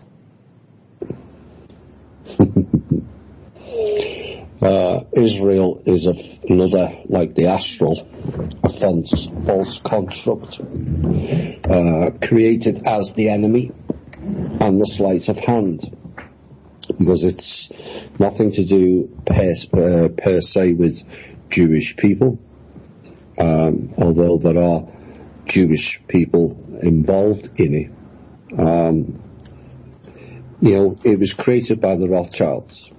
They are part of the Hebrew Anunnaki, and are also the family with the most reptilian Draco DNA on this planet. And it was created under the Balfour Declaration, but it was going back in the 1800s. They were offered land in Uganda and also Argentina, which one group wanted to accept and the other one didn't. But Israel is the former base, the Sumeria and Mesopotamia of the Anunnaki, what we know as the Anunnaki, the Enkis, the Enlils and Anus. They were there back over time. And so it has several strategic. It goes back to playing the God's war again, which is why there's always wars in the Middle East. It's not the people's war, it's their wars. And they're just using people like sim characters to fulfill those wars. And then they knew there was a load of resources there. So essentially, Israel, not Israel, Israel is the correct term, is a militaristic base from which they launch attacks on all the countries around. If you look, Libya, Lebanon, they're now attacking behind the scenes. Egypt will be next. And then you get Saudi Arabia, who's also linked into it, and Jordan, and then they've already taken over Iraq. And then the biggest stumbling block to going back to the Garden of Eden and controlling that whole region is Iran. They've already taken over all the when they got thrown out of the Garden of Eden, they were sent to Egypt, and that cult then rose up out of Egypt, and then they went into all of the houses in Europe, and that's essentially where it's come from. And then they wanted a base back in the Middle East, and that's why Israel was created. But you must not denigrate the Jewish people per se. They have no idea. They've been fed a whole heap of lies like everybody else, that they're the chosen ones, and that their Bible's better than everybody else, and Yahweh is king. No, Yahweh's one of the Anunnaki.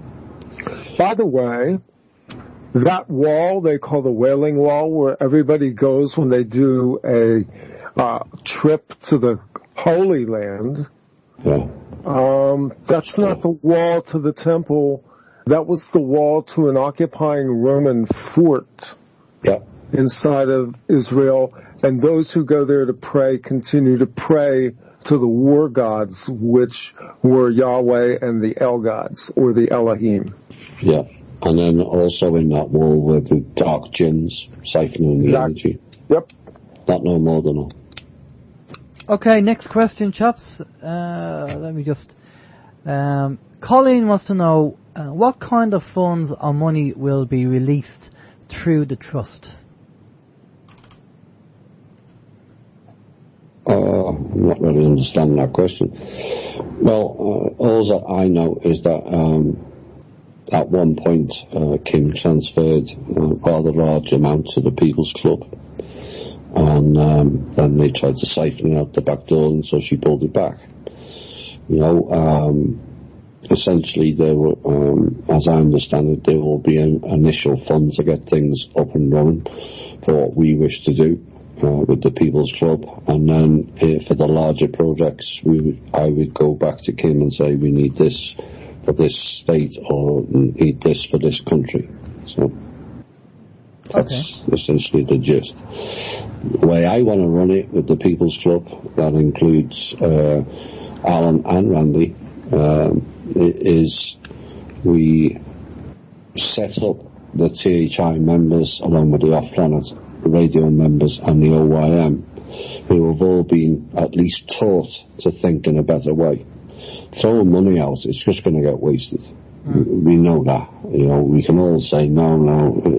Yes, it will. You know, and we've got to think on a better way. That's why I set up the THI groups, to get people to engage each other with ideas. It's not about one person running that group. It's about everyone contributing. The problem is people complain that they haven't had a say in things. Well, there's your opportunity to have a say in things. Your opinion is just as important as everybody else's, including mine. You know, and so then we come up with a consensus of what is the best way to use those life force energy, which comes out in dollars or euros or pounds or rubles or whatever. Can I just add something to that, Thomas? Something I put on the THI group in Ireland is that THI is all about people empowering themselves and being leaders and not followers. We have about 17 members in the THI Ireland group, but when we get together and we have a Skype call or a Zoom call, there's only about 5 of us regularly that get together and chat. And I just want to, and I'm not being bad when I say this, but THI is not a spectator sport. It's not a case of just joining the group and sitting back and watching everybody else get on with it. So I just put up a little comment on THI Ireland saying that the people who are in the group, if you're not going to get involved, then the best thing to do is to leave the group, because it's not a spectator sport. You get involved. The whole idea of you being different is to be a leader, not a follower. And a couple of people who have said, fair enough, I just don't have time to be able to get involved now, and they left the group, which is fine. And there's obviously a few other people we need to speak to see where they're sitting at the moment. But one of the things I did put up on my own Facebook was what I call the little red hen principle. And a lot of people out there would have known this from your childhood stories, where the hen goes around the farmyard looking to get help to pick the seeds and grow the seeds and make the bread and everything else, and all the farmyard animals just are not interested. But as soon as she makes the bread and comes out and asks people, do you want a piece, they all jump up and say, do you want a piece? And she basically tells them to get lost, and she eats the bread herself. And unfortunately, our society has a lot of people who are, involved in the little red hen principle. They're waiting on everybody else to do it, and then when it's done, they will step up to the mark. Well, THI doesn't work that way. We are thinking different, and we do things different. We are leaders, not followers. So if you're a follower, then THI is not for you. It's for leaders only. The other side of this is that what people look at, and they say that I don't have time. You have time every day to do random acts of kindness and generosity. You have time to work within your own home, your own community. It isn't something that was appointed to people like us as leaders. We're simply voices for something we're trying to move forward. This is about doing the practical things on whatever level you can do. Everybody can do something small every day. Multiply that by hundreds of millions of people, and you will see a sea change. Well, here you go. This is the thing. It's all down to energy, and whether people want to use the energy or not. What I always say to people is that if somebody asks you to do something and your first thought is, how can I get out of this, or how can I avoid doing it? Well, that's exactly where your headspace is at, and you need to change that. And, that's the best way to look at it. Right, with more questions that are coming in. The reality is there's 168 hours in a week, and you saying you can't apply 1 or 2 hours of that week. They can find the time when they need to find the time. That's all I'm saying. It goes back to the average person watches 30 hours of TV a week, some more, and yet you can't apply 2 hours. Well, it goes to the little red hen principle. They can't apply the time to help, but when something comes in that's already done, then they can get the energy to jump on board. No, it doesn't work that way. You get in at the start, you be a leader, and join, because the members in THI will help you along your way to grow and to develop and share information. That's the whole idea. We help each other. And nobody's in charge. Everybody has a say, as Thomas said. That's the way, that's what it's all about. We have to start doing things differently and start thinking differently. Right, the next question is from G. Price. And they say, are there any plans to fix the overtly corrupt legal system serving only those who can pay for justice, and the private prison system invested in by the very judges and attorneys placing people in prison? So do we have any plans to fix the prison system as it is at the moment? Nothing's come up, but it's not technically one of the priorities. I imagine it will come up eventually, because the prison system is also based on the stock market. Exactly. So frame that a little bit. The economic system, the financial system right now is underpinning all this. It's a private, for-profit law system. I don't know how many people know that the courts operate a back-end system as well, where literally the people who are railroaded through their courts, let's not forget that when you're brought before a court, there are charges. Why would they have charges? Who are they charging? They have bonds. They have instruments that are basically pledged into the system as a result of the conviction. Police officers in the United States have fraternal order of police organizations. They have a pension system which is pegged to the number of convictions. The courts themselves have a system that's pegged to the number of people that they place into these private prison systems. And I'll give you a case. Here in Pennsylvania, a judge has gone to prison because he consistently was pulling children into the juvenile system and placing them into the juvenile system for pay. This was an extortion racket. So fixing the financial system de-incentivizes the illegal law system. The other thing that can happen is we all need to become our own legal experts. Just as I did against the IRS. I didn't prevail, but I learned a hell of a lot. We all have to become our own advocates and advocates for each other. One of the programs that I would like to see set up is to have people who do roadside assistance for simple things like being pulled over for a ticket. They would be called witnesses, and they would be there to witness and advocate for the person who has been pulled into the legal system at the point of contact.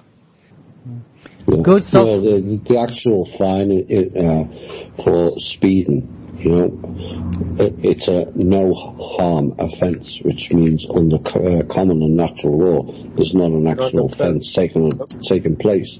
That doesn't mean to say that people have to be not personally responsible. You're not going to 80 miles an hour through a 30 zone. That's a lack of personal responsibility, and this is why we have so many laws, because we're not personally responsible, and so we're creating our own system. But the actual court system in and of itself, apart from being maritime, is also linked to the cult of Ra and the priesthood. That's why they wear the black robes. They're part of the priesthood, and the judges is on commission. All judges under the priesthood are on commission. Well, they're commercial courts, so they're there to make money. That's what it's all about. Yeah, same as the police. They're not, the police used to come under the government, not no more, they're all private entities. Yeah, G4S being one of them. Right, next question is from Mary. Question, does Thomas have a book out where I can learn more? No. Many have asked. I pretty much write a book each week with the shows. No. Isn't that a THI book? Did I not hear that somewhere? Yeah, the members have just done a rather fantastic thing. Covers some aspects of the show. You could argue, we cover so many topics in the show. Which topic would the book be about, and how many books would you need? Even in this very show, we've covered a plethora of topics. Because there's so much to learn, and it's kind of difficult. Write a book. Well, what topic am I going to write about? Randy's the same. If you ask Randy to write a book, or you, Alan, what topic do you want to know about? And this is the idea behind the three of us came up with, where we're going to discuss topics per show, once a month, and maybe the next topic will be about the education system, training of animals, or about there's that words again, because anyone new listening, education means training of animals. So I've had enough of training animals, and we want to teach humans. Okay, next question is, I'm going to just pick it up here. Next question is from Wayne. He says, what is the purpose of all four Edens? That was their Edens. It's nothing to do with us. It's nothing to do with humanity, and everything to do with their own special garden, which had portals into it back to their world, not ours. Okay, great. Next question. Andrew wants to know, how is Thomas's health and how is your health, meaning my health? Thomas, how is your health? I'm doing okay. We've had a lot of attacks, both attempted physical and a lot of metaphysical, shall we say. Yeah. That's ramped up, and that's why I've warned people, about the shielding. It's important. For those of you new, it's on the website, thinkdifferent.thepeoplesclub.org.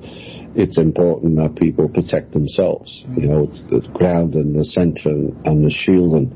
They're things that everyone can do, and it is an example of being the change. You can pick a plethora of subjects that you can change in your daily life. There's also a piece there on how to stop psychic attacks, which is the pain you get between the eye and the temple. They are psychic attacks. They're not migraines or just a general headache. They're psychic attacks, and how you bundle it up and throw it back. I should have paid more heed to that, because I had one of those right before we were ready to go online today. There you go. There you go. For my health, it's okay. I just had a near enough 3-hour session with Tracy Mahan, who does channeling, and she's a nice girl, and she cleared up a few things of energy blockages, which I'm happy about. And like Thomas, it's not, my experience on the astral is not nice, and you meet some ugly ETs up there as well, but you just have to again kind of protect yourself and deal with it as best you can. But just cleanse and all that kind of stuff with energy, the normal stuff that we normally say, and a visualize protection around you and around your home and your family members and everything else. Lots of people have used that, and it does work. They are ramping up because they're getting real desperate. Not only on an external level, we're seeing that now with the carnage going on with Epstein and the banking and politics is just falling apart. They look like a kindergarten, and it's embarrassing. But on the inner world, so much of the inner world that the public don't see has been largely won. The soul traps going down, the memory wipes, the loop reincarnations when you're not returning to source, and all kinds of other fancy technology is being shut down, and they're getting badly desperate. And so anyone, they have technology that recognises people's frequency. It's not about names and titles and all this rubbish. And certain ones now are lighting up like a beacon because there's so many people who are trapped in the astral, and low vibration means low light. Higher vibration means high light, and so they're targeting the ones who have started to light up like a beacon. They can see it, we can't. Some people can. That's why I explain in the show for those who can see, and I'm not talking about eyes. There's a different mechanism, and you can tell when you are able to read those frequencies and those signatures. You can tell which ones are lit up and which ones aren't. Well, they have the technology to do that at the higher top order level, and so they're peppering the ones who have lit up. We're lighting up all over the world now, and they're losing control of that also. Yeah. And see, going forward, what's going to happen is it's displacement. As these higher frequencies come in and the energy shift, they are going to be displaced. It's going to become a cleaner energy form. And a lot of our problems will over time just simply abate. They'll cease to exist. Along with that, along with the new energies, also comes new knowledge of how we can deal with ourselves in our physical bodies, in our etheric bodies, and in terms of conducting our own energy so that we're not being depleted anymore. You know, this is all an ongoing process. If you look around you with discernment, you can see it's going on right now, and you can be part of it. Go on, Al. I was just going to say, it goes back to the Matrix they're using us as batteries, but that will soon change. Well, there's a global thing now where the cancer rates are going down. You know why? Because more people are stepping out of the astral, because that's where cancer comes from. Yeah. Well, that's good. Okay, next question is from Dawn. I would like to know more about Eve, please. Why are we just now hearing about her? Wendy? I'm not sure I understand. The only thing I can guess what that means is Kim. Is it got to do with Kim and Eve and the DNA? No. Okay. No. Dawn, can you clarify that for me on the question? Eve, in my opinion, is Lilith, the dark mother. Oh, okay, yeah. And both Adam and Eve were not humans. This goes into the binary split. Yeah. This goes into what we've titled on our show the gender wars, and what's going on even with transgenderism and transhumanism, and the schism between the feminine and masculine energies.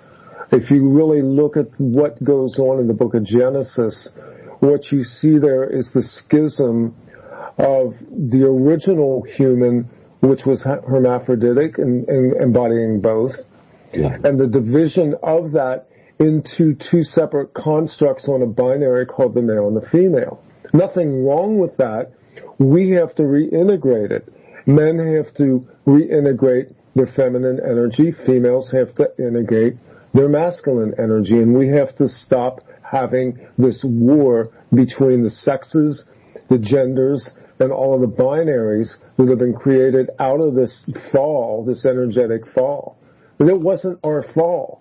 See, that's the mythology that's been sold to us. We're told that's our origin. It's not our origin. I always like putting the teaser out there of the question to any theology student. I normally say to them, if Adam and Eve was in a room full of naked people, how would you know which ones were Adam and Eve? And for some people that confuses them because they're going, hang on, how would you know if there was a room full of naked people? They wouldn't have umbilical cords. They wouldn't have a belly button. That's exactly it, because they were created. They weren't born. Yeah. Exactly. You know, again, I like to break it down into basic, simple terms. If the world of humanity started from Adam and Eve, then we're all products of incest. Exactly. You know, and why are blood groups different? Why is the DNA? Because if it starts off with the DNA, you will have, everyone would have traces of Adam or Eve, except Adam or Eve were not human. Yeah. They weren't. It falls down there. The story just falls down there. But they had apparently Cain and Abel, 2 boys. So where did humanity come from? You know, it's sort of drivel. You know, and essentially what it was a rewrite of humanity. They used the flash weapon and other weapons to cause the deluge and the flood, which has involved Noah, another one of their disciples, one of them, not one of us. Well, all these biblical things are all connected to the Anunnaki and off-world. None of them are ours.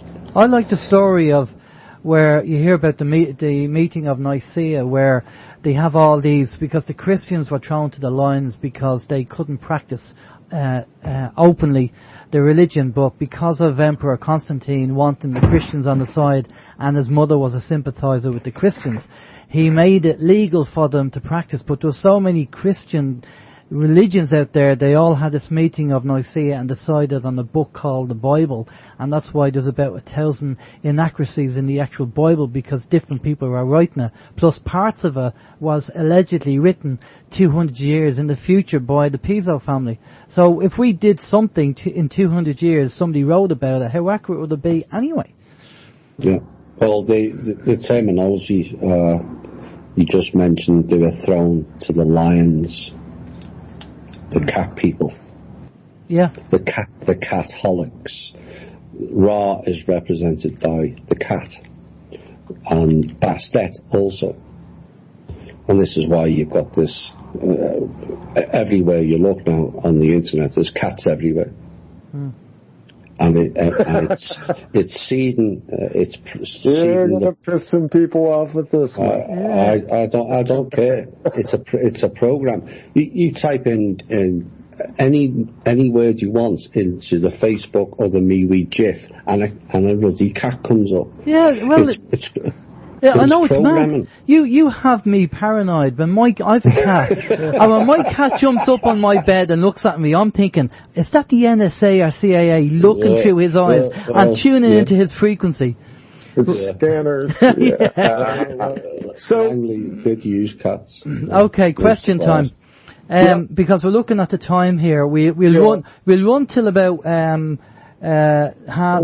lost time on the previous segment that crashed. Yeah, we'll make up that time. Right, Kirsten, please have Thomas explain that our technology is actually old, i.e. lasers used in ancient history, just for a perspective for new people on the show. All technology is old. It just gets reintroduced by what we call the others, who are below our feet, and there's 39 different species.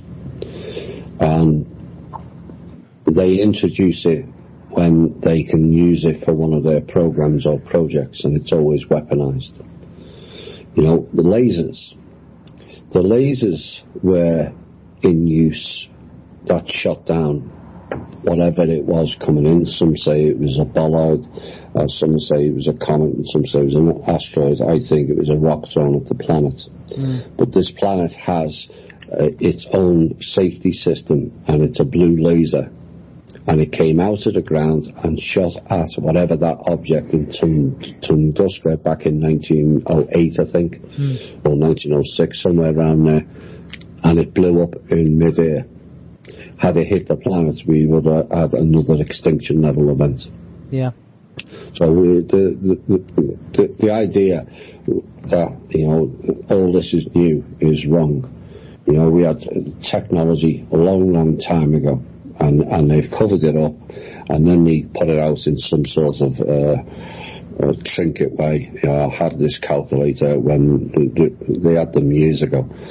You know, there was a documentary on NASA, Never a Straight Answer, and some guy there was an issue with one of the Gemini or Mercury rockets that went up, and some guy brought a laptop out, 1965. You know, Randy will know, by Duncan, being in the jungle in Malaysia or one of those countries, and he had a laptop then. Yep. With Wi-Fi, otherwise it wouldn't work. So none of this is new, and a lot of it goes back. We had craft here, nearby craft called Vimanas and Vitmaras for space travel. That was 110,000 years ago. Mm. That's been wrapped into the Indian culture and the so-called Mahabharata. They're all Vedic texts that came out of Russia and the Rus and the Arya and Hyperborea. So space travel, we had space travel 110,000 years ago. It's funny when people found the NASCAR lines in South America, and he didn't know what they were until man invented flight, and he went up and he seen the actual lines, and some of them looked like landing strips. Yeah, of course they are. It's like that, what is it? Randy might remember. The old computer they dug up off the seabed. The mechanical computer. Yeah, I do remember that. I don't remember the name of it, Yeah. You know, that's thousands of years old. Mm. Yeah. You know, and we have no idea what's below our feet. We have no idea what's below the ocean, never mind our own feet. You know, and what's below our feet is another world. I mean, there's another world inside of a world. There's another sun inside of our world. There are civilizations. This world is not what people think it is. It is not the spinning globe that NASA sold you, nor is it the flat Earth construct. It's a much more complex creation than anything our explanations have given us. Yep. You go certain levels down below the planet and you're in 4D. You go down a bit further, you're also in 5D. Mm-hmm. Now, if you haven't attained soul development level, you will not reach there. It's all about being in tune with the frequency. Everything comes down to frequency. They know that. We don't, and we have to learn. And so, you know, you hear people on the internet, and Cody Gov and the other clown Wilcock, you know, we're going to a 4D or 5D planet. We're already on one. It's just that the vibration on the surface is too low because you've got too many low vibrational people. Mm-hmm. Or if you're immersed in fear and anger and backbiting and divide and conquer, they're all low vibration. The idea is to step away from that and be in love and compassionate and caring and sharing. They're all higher vibration, and that's why they want to keep us low vibration, so we'll stay in the astral, feed the dark spirits and feed their whole system. That's it, but that's all changing. We can say that for sure. There's a lot of people. It's changing on a massive scale. Major scale. And it's not just, I'll just say to people that I do a lot of interviews with people, and there's a lot of guests that come on Circle of White Light which confirm what Randy and Thomas have been saying. So it's not just coming from Randy and Thomas. It's actually confirmation from them also. So it's good that it's right across the board. I'm just going to let people know we have about 22 minutes left of the show because we wanted to do about a 3-hour show, and there's about 22 minutes left. So I'm going to quick fire these questions over to for the three of us, and so we won't be able to spend a lot of time on them because we only have a small amount of time. Fire round. Right, so I'll have to shut up then. We're going to restrict you to a one sentence answer, right? Okay. Right, so what do each of us, me, you, and me, Thomas and Randy, what do the three of us think is the largest problem right now? So, lack of empathy.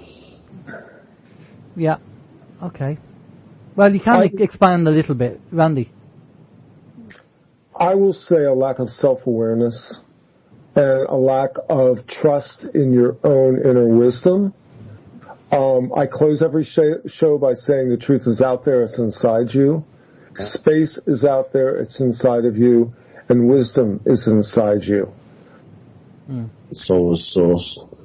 Yeah. Exactly. I would say a lack of caring, and the little red hen principle, which I mentioned earlier, waiting for everybody else to do it. I put up a meme on THI Ireland, and the meme said, we give out to God about why do you let these people do this, why do you let this, and it's something got to do with, I was going to ask God this question, but then I thought he would come back and say, why are you letting them do it? Yeah. So in other words, we can make the change, we can make the difference. Again, don't externalize it. We can do it, we can get up. And I say this quite often now to people, when they start bitching about something or moaning about something, I go, why don't you get up and do it? Come on, let's go up and do it. And you just see their face going, huh? They look at you confused as if to say, what? Huh? So, this is it.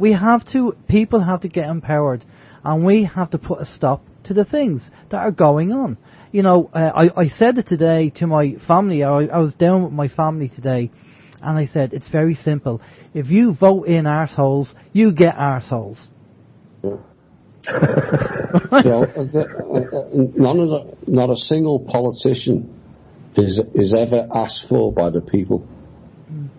Yeah. It's always their choice. And I remember I was calling Trump because I was aware he was paid to let Hillary win. Let's get that right from the off. And then he shit his pants when it went wrong, when certain machines were removed by the military, not Russians, that were distorting the election. So people were asking me who should I vote for. I can't vote for Hillary, and I don't like Trump. I said, well, you've forgotten your third choice. And he goes, I don't know the other candidates. No, your third choice is neither. Yeah. Because that's the way to end all politicians and government the way it's run, if no one votes. No one. Because they're not, people forget, people ask, I don't have any free will. Well, you don't exercise it. You don't exercise your free will. You've forgotten. It's like the Matrix, blue pill, red pill. They're both as bad as one another. And the red pill is a play on LSD and mind control. Oops. If voting made the difference, made a difference, then they wouldn't let us vote. Now, I'm going to give you an example of the attitude over here in Ireland very, very quickly. An old lady was asked, why did you vote for such and such a politician? And her answer was this: he helped me cross the road. So because this politician helped this lady cross the road, that's why she voted for him.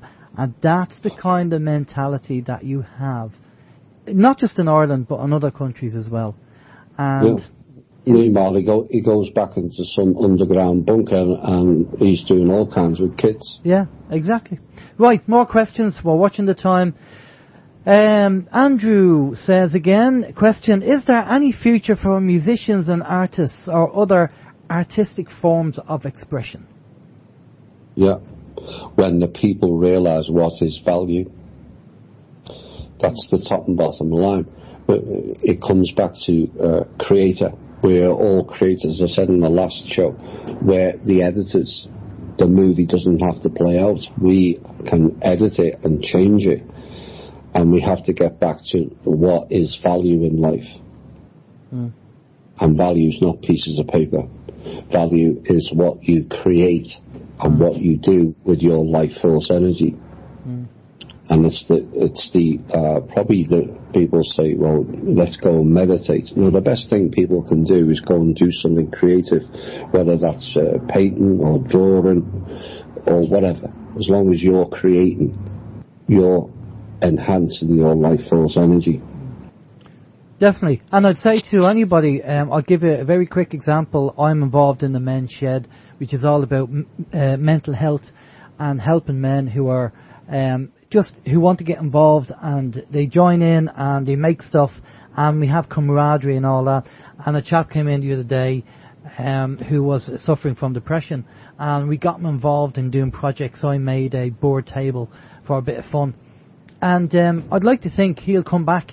Fingers crossed he'll come back, and you'll go, you know what, these lads are great. You know, they got me involved, had a cup of tea, have a chat, you know, and it's all kind of, you know, good camaraderie. And anything that gets if you slag somebody off, well, it doesn't happen. It gets frowned upon. That's not allowed in the men's shed. Let me just add this. The act of creating art, music, any of the things that are beautiful are, first off, not a performance. They are an act of mapping your own inner realms. Yes. Okay. Could Thomas expound, this is from Dawn S2U2, a question, could Thomas expound a bit on Lilith, please? I don't think we'd have the time, in all honesty. No. Lilith, in my opinion, is the Kali Ma, which was the precursor to the cult of Ra, and the Kali Ma was the ones they were worshipping out of the Garden of Eden. And it's all based, Lilith is the dark mother of the moon, and the Israeli, Hebrew religions, and also China, and they are linked in more ways than one to off-world cults and moon month worship. Okay. It's not good. Right, I think, I'm not too sure on this name, Jose maybe, or something like that. Ramos, sorry if I got your name wrong. What is the origin of the names Sodom and Gomorrah, and if they were in fact two cities destroyed with weapons of mass destruction? They were part of 5 cities that were destroyed. They were on the plain of Shinar. These were the land of the fallen one's offspring, which was largely the Rephaim. The meaning of Sodom and Gomorrah has nothing to do with what people have associated it with. It was also the land of the Ashtaroth, the high places where worship was done, and the land itself were literally tar pits that were destroyed when those cities were lasered or nuked. Yeah, fast weapons. The fast, for those new, the fast weapons are the off-world weapons, and they are the desert makers. We didn't have deserts on this planet. That entire Genesis account is indecipherable until you understand who those people were. Yeah. Okay, next question. And I'll say the Bible doesn't make sense unless you understand who they're representing. Okay, last question will be, why does Elon Musk, as a private person company, get away with funding and sending objects in space? Who allowed him a thing? Does anyone know his true intentions with all of this? Elon Musk is funded by the agencies. He was never they create all these characters. They create Gates, they created Steve Jobs, they created Elon Musk, they created all of these tech figures. They're cutouts. Their funding comes from intelligence agencies. There's no real funding for them. This is simply the way that they sell their black technology to the public. Yeah, Branson's another one.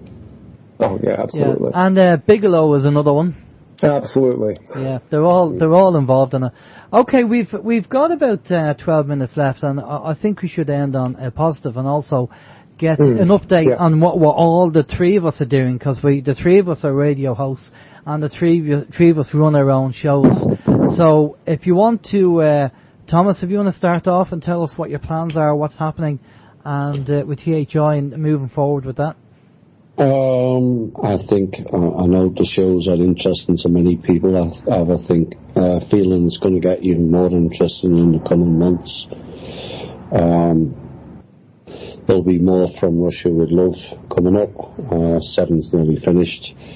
And we're now being introduced to new shows. I'm going on Into the Matrix tomorrow. So that's a new show for myself. And possibly Richard Hoagland.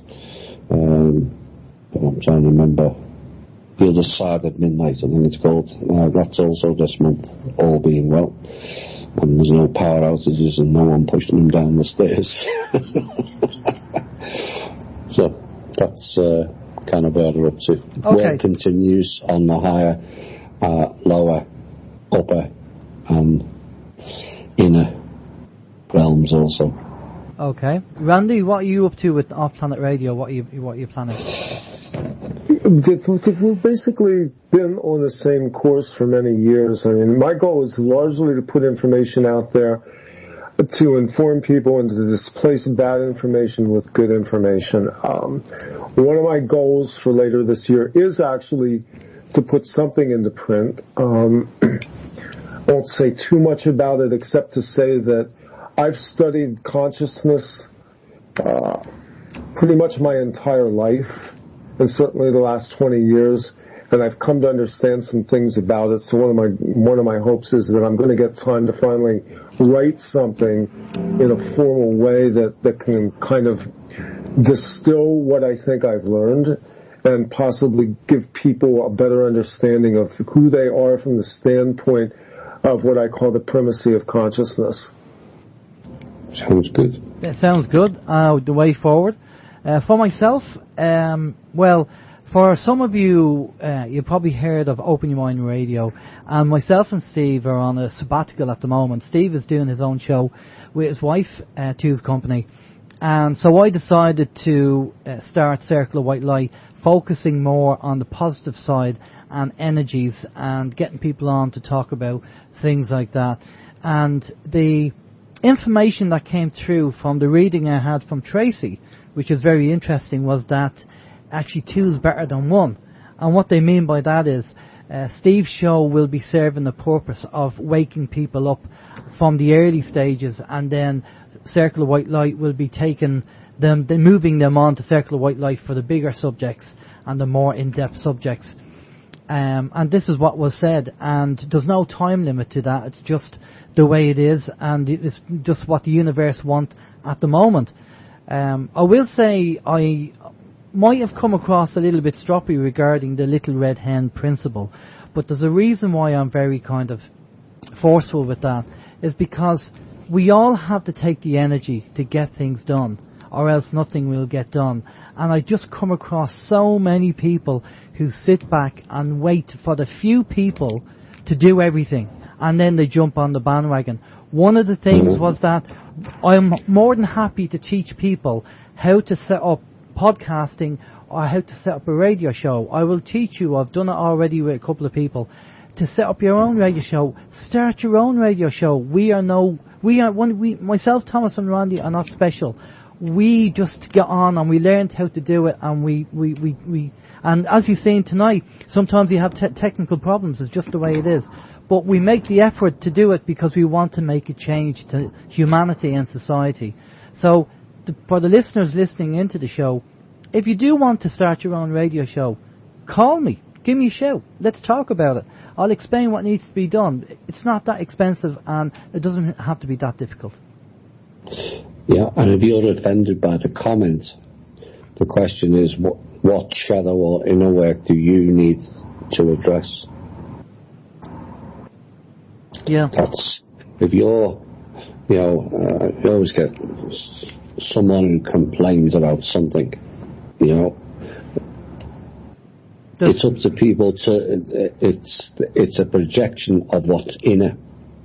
So perhaps those that complain over the red hen are the ones that are doing it. So then you have to look at yourself, not who you're projecting at. And this is the key thing. We have to address ourselves to then be able to be service to others. Exactly. It's not being selfish. If you're coming at it trying to teach others from a chaotic background of a lack of inner and shadow work, where you've got all these childhood traumas and all kinds of other stuff, baggage, how are you going to be able to transmute your better frequency with that lack of inner and shadow work and your own accountability? And this is what we're doing with THI. We're clearing the baggage out and then allowing the solutions to come forward, both as on a personal level and ultimately on a collective level. Exactly. And there's always going to be people out there that will have a problem for every solution. They're the people you want to stay away from. Vibrate and be around people who vibrate in the same frequency as yourself. And remember, 33% of people will like you, 33% of people won't like you, and 33% of people will be on the fence. Focus on the people that like you. Don't worry about the others. The people that don't like you will never like you, and the people on the fence, let them decide for themselves. Absolutely. Okay, well, thanks a lot. We just got comments on the chat room just saying thanks to everybody, Alan, Randy and Thomas, for doing a great show, great information. And, well, we'll be doing more of these shows as time moves on, whether they're going to be on Circle White Light or Off Planet or THI. I'm sure we'll let you know anyway. Thomas is going to be on the show in 2 weeks' time. It's going to be Thomas Unplugged, Rare, Raw, and Naked. I think it's next